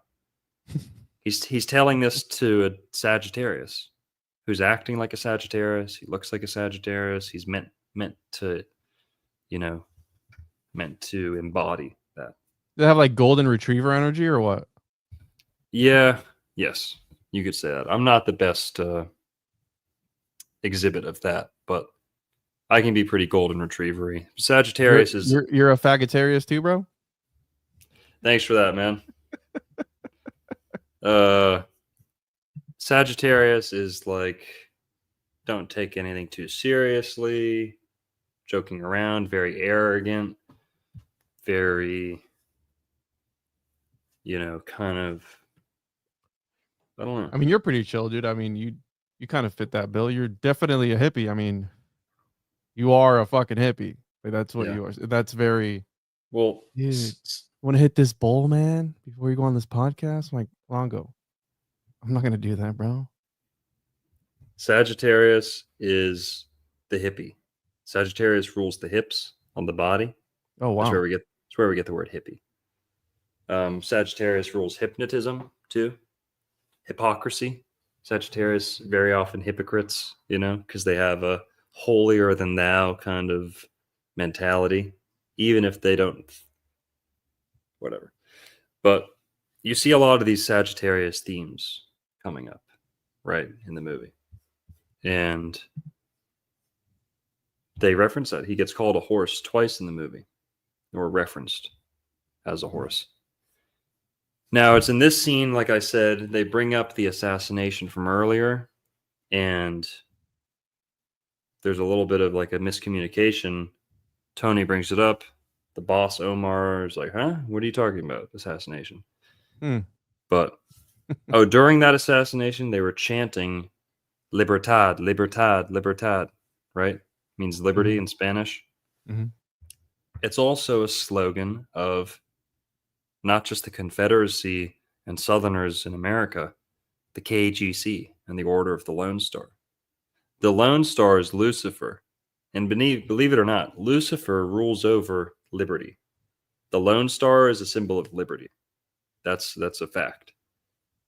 Lucifer is the Lone Star.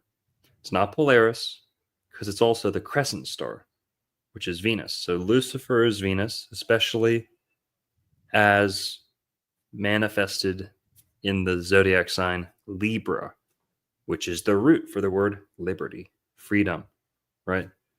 The fall of man was also the freedom of man. Man chose to partake of free will. And yes, it was a sinful, fallen state. But mankind had to take that step to partake of free will. So Lucifer's influence on mankind is liberty, free will. Oh, God wants us to do all these things and let me liberate myself of those, of those tethers, right? Let me liberate myself of that need to do better. Statue of Liberty, too. Statue of Liberty, yeah. That's Lucifer. That's Lucifer. Largely androgynous. But okay, so they're chanting liberty when they assassinate this guy. And Cubans versus Colombians later on, the first shootout in the movie, they pit the Cubans against the Colombians. We'll skip past that part. There's some historic scenes in Miami, historic shots of historic buildings. But Hector, the guy, if we go to the shootout scene in the motel, please? I gotta be careful with this scene. Let's see here. Which part do you want to Like, see? just like the boss in the hotel room. The Colombian guy? Yeah. His name's Hector, or the actor's. Yeah, the character's named Hector, but it's played by a guy named. Who sets them up? Okay. The boss here, right? Guess what the guy's name is, the actor? Al Israel. No. Al Israel. So who betrays or like backstabs, sets up Tony in the motel room and chainsaws his best friend to death in the bathroom? An actor by the name of Al Israel. And Al in Spanish, what does Al mean in Spanish when you say al, it's like to the, right? It's like to this, like from almost. Yeah. Al, right? Allah. Or Mm-hmm. so it's April almost like 16th. saying from Israel or like to Israel or like of Israel if we say his name in Spanish. But Al Israel is the guy who chainsaws Tony's friend. Oh, and what's the character's name that gets chainsawed to death? Angel. So the Angel gets chainsawed to death by Israel. I think there's a little bit of subtext to that. You're I think reaching, bro. Come on. Chad, am I reaching? Stretching it like a mug. Oranges in the chat if Dr. Long goes reaching. No, oranges in the chat if Dr. Long goes on to something here. With an actor by the name of Israel, chainsawing a character by the name of Angel. Oh no. Show Puerto Rican flags in the chat if you think Juan's right and I'm reaching. Yeah, Angel Salazar. Yeah, that's his name. That's crazy. Yeah, we don't reach here. We reach around to the truth. Okay. All right. I think there's something to that, but like a subtle jab there. Is that what you're getting at? I think so. And what's also funny is later on they call these guys Indians. That later on, I think the DEA guy said he doesn't call them Colombians. He calls them Indians. I thought that was interesting. But okay. So yeah, this scene, Tony gets betrayed, set up, but he comes out on top with the money and the yayo. Now, later on, after this scene, when he goes back to the house of his boss and tells him, hey, I made it out with the money and the yayo, the boss is like, hey, man, awesome. We need a guy like you, you solved all our problems. Well, can we see? Yeah. Bingo, yeah. So Tony meets, pause it. Careful. My bad. Sorry. Tony meets the boss, right? He'd been going through a middleman up until now. Tony meets the boss. He likes his house. He likes his wife. He likes his lifestyle, And then the boss invites him for dinner. So, you guys hungry? And I believe Tony says, I could eat a horse. He's got his friend who's a Sagittarius right next to him. Again. Right? Says, I can eat a horse. So, look at his little pendant there, too. Good point. Zoom in on it. Can you? No. Can't? I can't, no.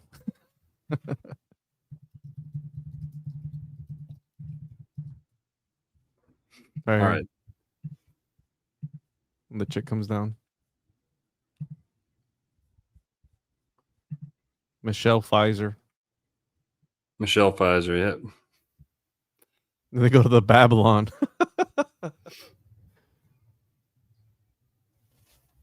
Okay, so I believe it's a chai. They call that the chai. And then he also talks about the Colombian guy being, I forgot what he called him. I think it was Yiddish. a Yiddish word for pig or something or other? Yeah. What does he call him? A Khazar. Khazar or Khazar. something. Yeah. Chazar. It's very, very close to Khazar. Mm. Khazarian. Khazar, he calls him. So he is Brazilian. I mean, that's 100% what Yeah. he is. The character's meant to be overtly Gisilian. I'm trying to get a good shot of the necklace. He's got a necklace, a gold necklace with a Hebrew character on it. Hang on, almost there, almost there. It means pig or hog. Yiddish chazer, chaser. Yeah. It's funny because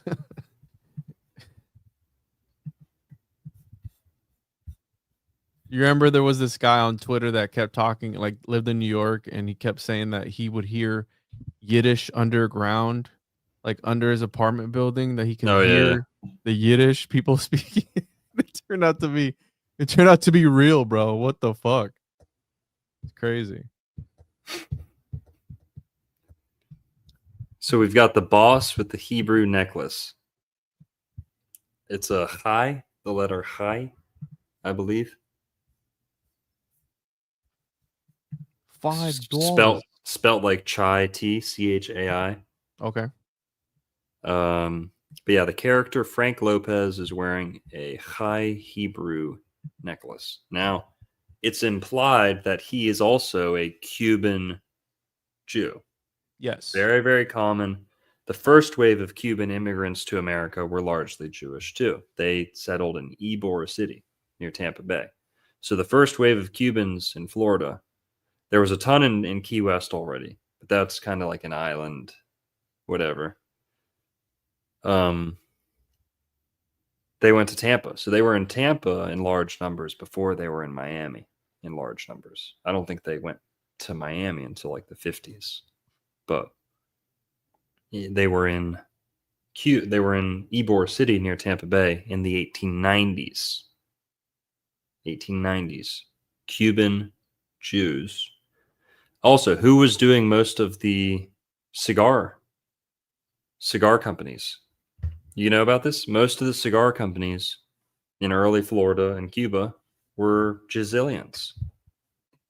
They were Gisilian. And have you ever seen the Tampa? The tapping or taping of a cigar? Yep. Tampa. When you pack down a pipe, that's called tamping a pipe. Mm-hmm. When you like shuffle around what's, the bowl a little bit. But yeah. Okay. So the Kai, he's got this necklace on. He speaks Yiddish in the movie. And Tony kind of wants his life. Tony ends up taking his life, taking his wife, like absorbing his, identity almost. But he's got that necklace on most of the times that we see him, that character. And what does he say? Hey, let's go to the Babylon Club. We're going to the Club Babylon. Now, I think this was a real club. Yeah. Let me pull it up here. But what are the odds that it's definitely, it's not unintentional. It's intentional. It's fictional. The fictional nightclub. Okay. So fictional. The name of the name of a proposed mixed-use building in Brickell, a Mediterranean restaurant in Miami Beach, and a strip club. Additionally, there's a Babylon Club and Lounge in La Romana, Dominican Republic, guys. So it was a fictional. Right. Well, Babylon, of course, in the Bible, there was a Babylonian, what's the word? Where they're not exile, Assyrian exile, but in Babylon they had, it's called. It was an actual building in Miami, though, in Brickell. Babylon Apartments. Would definitely not want to live there. Now, what's funny is that they go to Babylon, and Babylon is where all of this debauchery happens, right? They're drinking. Tony's sister gets like banged or is about to get banged at the Babylon Club. There's corrupt cops at the Babylon Club, fat Khazars, he calls the guy a Khazar at the club Babylon. Well, this is a subtle reference to Babylon from the Old Testament. And it's also probably a subtle reference to the Talmud and the code of ethics of a lot of people in this movie. Babylonian ethics, right? If you say something's corrupt today, like Babylon is synonymous with corruption, technology taking over, steering people's behavior, the system, the law, the cops, the oppression. This is all kind of encapsulated in the word Babylon. You hear it in reggae songs a lot, right? They blame Babylon for everything, right? The cops are Babylon. The judge is Babylon. The Catholic Church is Babylon, right? So Babylon represents a place of bad morals, bad ethics. Is also a place where the Jews were allegedly not imprisoned. What's the word? What's the word that I'm looking for? It's not an exile. It was annexed, stationed, Babylonian held. Captivity. Okay, so the Israelites were allegedly, or according to the story, in captivity in Babylon, right? Imprisoned, enslaved, but they say held captive, right? They didn't want to be there, didn't want to stay there. Now it's in Babylon that this ancient, let's call it Khazarian, but the Khazarians were using Babylonian blood magic. But this Khazarian blood magic, Babylon is where the Talmud, which is the Khazarian interpretation of Hebrew text, the Khazarian, Babylonian, I'm saying Khazarian, but that's much later, but just to use the keyword, Babylonian, the Talmud comes from Babylon.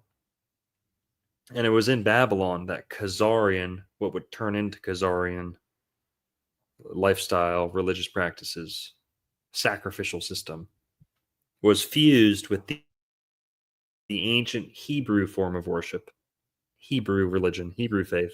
And that's where we get rabbinical Judaism, the Pharisees and the Sadducees that Jesus was admonishing and calling the synagogue of Satan, synagogue of Saturn, the Khazarian mafia. Yeah, that is all Babylonian influence.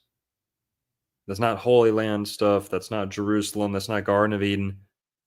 Babylon. So the club that they go to and make all these decisions at, Club Babylon.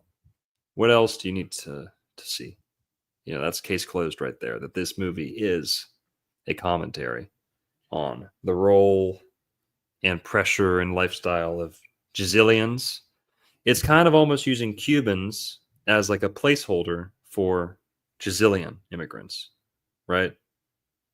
Like, because in the 80s, this was happening. It's almost like McCarthyism in the witch trials. McCarthyism was happening in the 50s or whatever. And then they made the Salem witch trials, or they repopularized that story and published it like a play. And that was a commentary on the communist witch hunt, the communist hysteria, right? They came out with that movie, really, or the story shortly after. And it was a veiled reference, right? Veiled description. I think they're kind of doing the same thing here. It's like, oh, Cubans coming to America. They just got expelled from Cuba and they have to come to America. That very closely mirrors how they got to Cuba. They were expelled from Spain, and the conquistadors set up in Cuba. They had to start out fresh, right? Do things like piracy, right? Roll up their sleeves, do things they wouldn't have done in Europe. It's almost like a mini microcosm, mini retelling of that story with Cuban / Jezillian, Khazarian characters and actors. But when the scene where they put out the hit on Tony, and it's like a fat character, somebody dressed up. What is that? What was all that about? Was that kind of was that a reference? Was that a Brazilian, that character in the nightclub that night? The fat guy? Yeah. Well, he gets called a Khazar. No, So I'm talking about at the end of the movie, like towards the ending, when Lopez, I guess is I forget the guy's name, the original Kingpin guy puts out a hit on Tony, and there's two Mhm. dudes that shoot up the club, but they shoot it up while there's like this character performing. Oh, And the it's like comedian. was it a comedian? Yeah. What was he Yeah. trying to portray with that character that he had there at the end? Is that another reference to the He's Brazilian? also he is Giselian. That character is the comedian who's telling the jokes up on stage. He is a Gisillionaire. But yeah, he's in like Law and Order now. He's like an actor. Oh yes, I've seen him before. Yeah. Yeah. Very Giselian. Visually recognizable. This thing Oh. right here, is that the comedian? Oh, okay. Sorry. No, I forget what that is. But I thought the same thing. It was almost like propaganda images. Yeah, that was weird. It was. It's almost like a golem type thing, Mm-hmm. right? Here, Shandy with the 199 pound euro, something like that. Love and appreciate your work. Hearts from the UK. Appreciate it, Shandy. John Sup with the $5. Longo do archaics impersonation of say hello to my little friend. Okay. Okay. We're gonna be in one of his videos. Dude, don't do that. First, I got to do the Tony. I got to warm up my Tony Montana. Don't do that. Come on, man. I can't help it. I'm not good at Cuban. He's not good at Cuban, though. Apparently, people say his Cuban accent was Bad. Yeah. terrible. Yeah. He's just makes himself sound angry. But fuck, I forget. He's like, say hello to my little friend. Something like that. But how would Archaics do it? The DEA or the assassins are like breaking down his door. He's like, who's that, man? Come on, man. Why are you storming my mansion? Come on, man. Come on. Say hello to my little friend. Okay? That's how I'd say it. Quit beefing with people, bro. Just Quit beefing. Quit beefing. Never. Oscar Talk with the $5. Cheddar cheese only. Hell yeah. You type it, you tip and type it, I'll read it. Okay. Vehicular Alchemy with the $4.99. Holdy Cannoli. In Sunny in Philadelphia, they remake Serpico, and there's a cat born in gasoline named Jack Bauer. I'll take his word for that. I've never watched that show. Jordan Fulvio with the $1.99. Would you give your perspective on RH negative blood? Yeah. It's awesome. The witch's blood. RH negative. They got the Atlantean superpowers. They got the dormant Nephilim DNA. I happen to be RH negative. My blood type's A negative. I do believe in like the RH negative superpowers. But it can be used for good or bad, The royal families all want to be RH negative too. That's why they're so careful with who they reproduce with. They like to keep the RH negative blood. Fuck it. Say whatever I want. They think that there is a higher IQ that goes along with being RH negative. Hang on, people say, oh, is there really a connection between blood type and intelligence or IQ?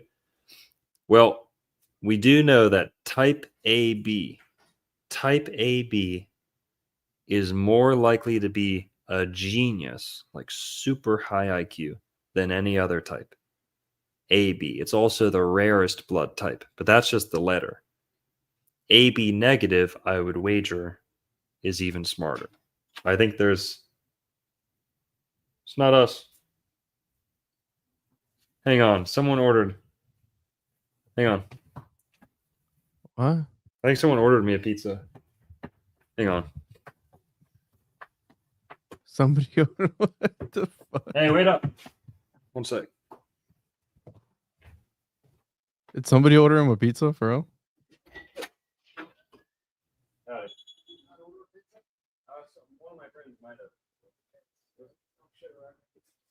It'd be funny if they didn't pay for it.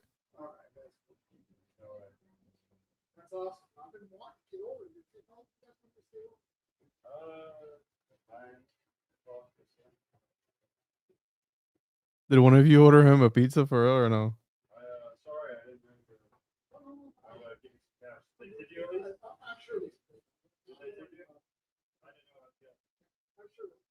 It would be fun if it was meat lover. That's how they got Bill Cooper. What, with a pizza delivery? Saw a comment earlier about pizza. Is it meat lovers, bro? Dude, I was just gonna say that. All right, guys, let's take a vote. Who thinks someone ordered me a small Domino's pizza? Okay, and the dude, he was knocking on the door, and I was like, I didn't order a pizza. Get out of here. And the guy, he wouldn't leave. He was just sitting in front of the door, and I'm like, what the hell? And I was thinking, I was like, oh, someone might have ordered me a pizza. And I said, did they tip you? He's like, I think so. And I'm like, okay, whatever. But what do you guys think? Is it meat or is it vegetarian? Fucking Let's meat, see. bro. They're gonna Let's troll see. you hard as fuck.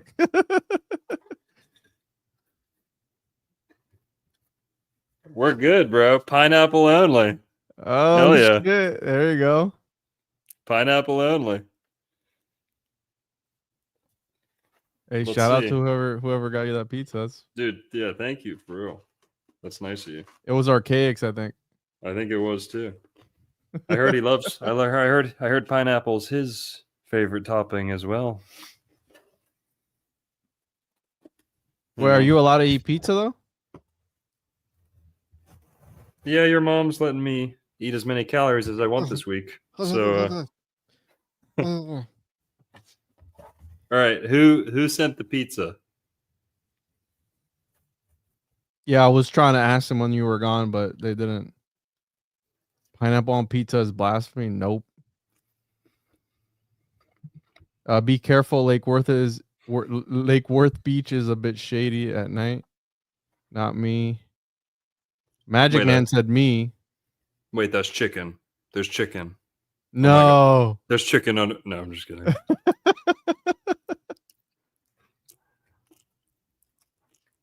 Somebody said don't eat it. Can you imagine? But that'd be crazy if you fucking Take a little bite of the crust here. Domino's makes the best crust. That's all they're really good for. Hold on, somebody sent me a message. Ew, dude, what? Dude, I think there's icing on my pizza, dude. Fucking glazing. Some sort of glaze, some sort of material. What the hell? Pineapple icing pizza. It's for fucking the munchies. And somebody sent me a message on Telegram. It's laced, they said. I think the person that sent it sent me a message.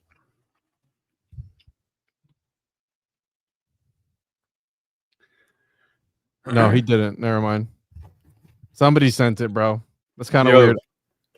Don't they like to play dominoes in Cuba? Oh, yeah, it's a Caribbean thing. All right, well, here, Tony Montana, when he's buying a car, he makes a joke about the car having UFO sensors later on. We're skipping a little bit ahead.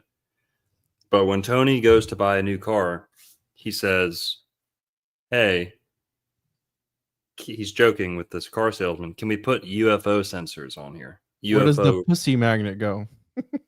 pussy magnet. Did you say that too? No, I'm just saying that's from Borat.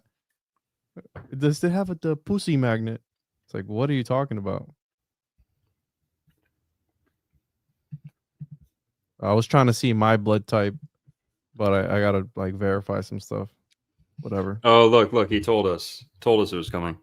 Vehicular alchemy with the 199. I sent you some munchies, Broseph Lieberman. This fucking guy, bro. A pizza will arrive shortly. I appreciate that. Vehicular alchemy. Shout out. Oscar talk with the $5. Everybody talks high IQ or low ID. Is there a low IQ? I guess. Is there a slow IQ? John Sup with the $5 says, "Do not eat it," or "to not eat it." What are you? Yeah, he said don't eat it, but it's too late now. What are you, Shakespeare? Whatever's gonna happen is gonna happen, dude. It's too late now. Vehicular alchemy with the 199. It was me, bro, for munchies. Shout out to him, dude. Thank you. Appreciate it, man. That was funny. Please don't send me any bombs or anthrax. Don't say that on fucking YouTube, bro.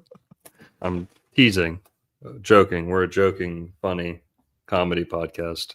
Send him the biggest dildo you can find on Amazon. That'd be funny as fuck. Yeah, and if you need help finding one, just go look at Juan's Amazon wish list. He's got a whole bunch you can choose from. Make sure it's a tentacle and send it over to him. He'll hang it up on the bookshelf. It's not gay if it's alien appendage. Cthulhu, yeah. Please, somebody. Vehicular alchemy, send them. That'd be fucking hilarious, dude.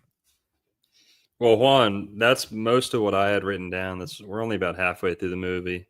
Maybe we can do a part 2. Yeah, because we haven't touched on Al Capone, and and this is funny because I got a comment the other day on one of my on one of the decodes, Edward Scissorhands it was, and the person was like, "I hate movie reviews. They're lazy content. Look at all the shit we've talked about in 2 hours from Scarface." You know what I'm saying? We're not reviewing the movie. We're talking about things that come from the movie, and we expand upon that, right? So people are like, "Oh, it's a lazy way to make." Bro, we've talked about the craziest shit. We talked about butt pirates from Scarface. All right, like we're spreading out. It's not just watching a movie. Again, there's and I didn't know there was 2 lists, right? Movies set in Florida and movies filmed in Florida. So we have plenty of stuff. I'm down to do a second part. We haven't touched on Al Capone, his Lost Everglades City, and yeah, this movie's really long. It's almost 3 hours long. So I watched it in 2 days. I started it yesterday, finished it today. So yeah, dude. Pulling up here because after that one scene, again, we have the assassination attempt. We have this guy here who is another Brazilian. And then throughout the entire movie, again, if this is a hit at them or not, these are the only 2 Brazilians in the movie, right? That are known explicitly. In the movie. Yeah. Explicitly, yes. This guy's a crooked cop who's trying to, again, get in their pockets of like, hey, I got guys. You give me X amount of money per month. Again, money. This guy as well puts out a hit on Scarface, Tony. And what's interesting is that throughout the entire movie too, once he starts doing once the cash starts to come in, he's constantly complaining about what? The banks. They can't do this to us. They want to raise the rates. And again, that sounds awfully similar to, Bleep Dolph Bleepler, Right. And that same scenario where they were giving people loans at 100% interest rate, whatever it was. Rudolph Diddler. Yeah. Let's call him Rudolph Diddler. And it relates to Kanye's new song, which I would say let's play it on today, but it'll probably get the video pinged because it's again, Yeah. And the corrupt cop, his name's Mel Bernstein. Yes. Bernstein. pretty overt with that one. So this is the one of the pivotal moments in the movie where everything kind of turns over. He tries to stop him from again offing him. He offs both of them, and so the two Brazilian characters get offed. Okay, in the movie, and let me see here. And then this is when again he's on his rise. The world is yours, sort of thing. And again, this sort of mentality, because I think it's when he comes out of here that he sees the blimp. The world is yours, and then that's obviously one of his things that he puts in the fountain in his Oh hell mansion yeah! or whatever. We need to do a part 2. Okay, next week I thought we were gonna do Ace Ventura, Pet Detective. We're gonna have to do Scarface part 2 next week. Let's do it. Talk. We didn't even get to talk about cocaine, coca leaf. Oh yeah. Deities at all too. Yeah, and in 30 minutes. You got 30 minutes before. And Will he make it home? It's not until the second half of the movie where Tony really starts doing coke. Like he almost doesn't even touch it the first half of the movie. Barely at all. So, and the blimps, dude, that's a whole rabbit hole. Dude, we're going to have so much to talk about in the next one. Crazy. It's too lazy, bro. Lazy content creation. Yeah, see, I don't know. People be tuning in, so whatever. Let's do it. So haters gonna hate. Haters go move to Haiti. Coca, God's next, Al Capone, and whatever else comes up for next week. I think that's a good one. Sure, yeah. What did y'all even talk about in this one? Look at that. Where the fuck have you been for the last 2 hours? You got Jesus in your name, so I won't talk about all the things we were talking about your mom. We were talking about your mom, your mom's mom. We were talking about, but I'm not going to go into that because you're a Jesus guy, so you're good with me. Okay, you're good in my book. Oh, he just got here. All right, my bad. Well, sorry. Jesus, appreciate you tuning in, but just teasing. Sorry to pick on you. Juan picked on you, not me. More Rumble podcast. Somebody said they like you getting racist over there. Is that what you were doing? Dude, we had a crazy one last night. We're talking about. Oh, you did one last night? Yeah. Rumble only. YouTube. Guys, if you're listening, you want to hear the show we did yesterday about Hollywood, Florida's missing messiah. The guy, the billionaire who got neuro-linguistically programmed by a rabbi into thinking that he was the Messiah of Jerusalem. He lived in Hollywood, Florida, went missing in Hollywood, Florida. Yeah. So we were talking about neuro-linguistic programming and Hollywood, Florida's missing messiah. Crazy story. One of Florida's most mysterious, strangest, controversial disappearances. We talked about that last night on Rumble, Instagram, and Twitter. No YouTube. That one, no bueno for YouTube. Okay, you think this is spicy content? Oh boy. Oh, one more thing. Look at who Steven was in Breaking Bad. Don Eliado Fuente, which is a Mexican drug lord and the Don of the cartel. So, again, in Breaking Bad, another drug-related show, which he gets off in that show too. So, hey, Rhonda Orenstein, where's your last name from? I don't know if she's just trolling or joking or whatever, but oh, you don't say. An NLP programmer by the name Orenstein. What's Orenstein? I don't know. Just teasing. I think she's joking, but she's a long-time listener. She's kind of crazy too. So okay. Shout out Rhonda. Thanks, Rhonda. Flattered. Juan, closing thoughts? Anything you want to leave the people with?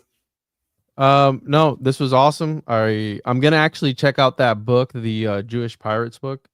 Sounds really interesting, so I'll probably give that a read, and maybe we can talk about that a little bit more on the next one. Talk about the Coca gods Maybe, Tony Montana was possessed. Maybe, who knows, right? Got Miami voodoo and all these things. Maybe he was a sort of Manchurian candidate or something, right? We can get into mind control and all those things, and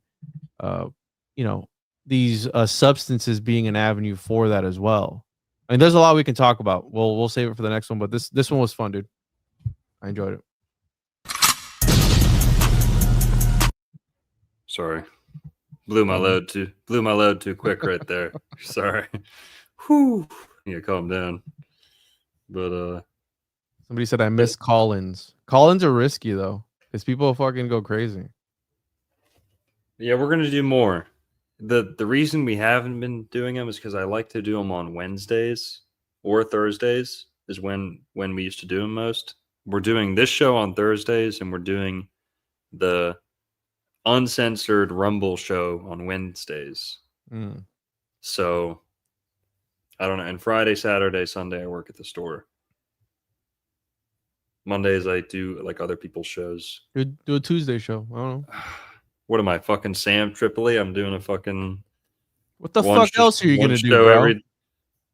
I got another job in addition to this. Oh, well, we got to work. You got to work. That's why you got to keep those super chats rolling in, baby. As long as you don't get me demonetized. Hey. Demonetized. I'm as respectful as I can be, bro. So I wouldn't do that to you. We'll try and do a call-in show next week if the people want it. But thanks, everyone. Thanks for tuning in. We'll see you next Thursday. Scarface Part 2. Thanks for joining. Yep. Juan and I podcast. Go hit him up. TJOJP, multiple platforms. I'm Old World Florida. Rumble, Twitter, Instagram. You can find us. Everyone have a good night. Peace. Later. Yep. Wild Indian, yeah. Hey V, line them up. I'm a wild Indian, you know I go crazy. Ain't really Indian, that boy fugazi. I just keep it player, you can never play me. You got an ass so fat, girl, let's make a baby. And another one. Then I'm back to the trap, I'm trying to double some. She a bad woke chick and I love her tongue. We some jurisdiction boys, we some one-on-ones. Look, don't compare me to no Martin dog, I'm like Malcolm X. Die about our freedom, we'll leave a crack and stretch. Round of applause, boy, you know we clapping text. Chucky dog, child's play, yeah, nigga, that's what's next. Open up the cans just like Arizona. Pull up masked up like we got the Rona. We set up jurisdictions when we buy the corner. How you claiming that's your hood and you not the owner? Be the B, I just pulled up in the need for speed. Free the land, tell the colonizers that they need to leave. Wild Indian up in my veins, you know how we bleed. You ain't gotta lie about who we is, dog, just keep it G. We at war, we can't keep the peace. Since we at war, gotta keep the peace. Whack a cone, then I meditate. Should I need to breathe? Keep a Olmec head when we slide, dog, cause we the shit. Like my niggas said, bitch, we the shit. I can't keep the peace. If it pop off, then I want a piece. I'm just on release. I'm in go mode, motherfuck the thief. In these streets like EBT, when we at war, make peace with me. I don't give a damn, understand. Fuck who stole this land, white or black or tan. Understand, it's fuck who stole this land. Might have seen me get little buddy these hands. He wasn't no abo man. A lot of these dudes is Sambo man. They full of shit like my ammo can. What they call an N-word out the wrong mouth, that's an ambulance. Wild Indian, get it in advance, or you can post dated. Ask around, I'm the most hated. Straight sacred, they stole acreage. Go ape shit, show ain't shit. It won't be televised, I don't tape shit. Be the B, I just pulled up in the need for speed. Free the land, tell the colonizers that they need to leave. Wild Indian up in my veins, you know how we bleed. You ain't gotta lie about who we is, dog, just keep it G. We at war, we can't keep the peace. Since we at war, gotta keep the peace. Whack a cone, then I meditate. Should I need to breathe? Keep a Olmec head when we slide, dog, cause we the shit.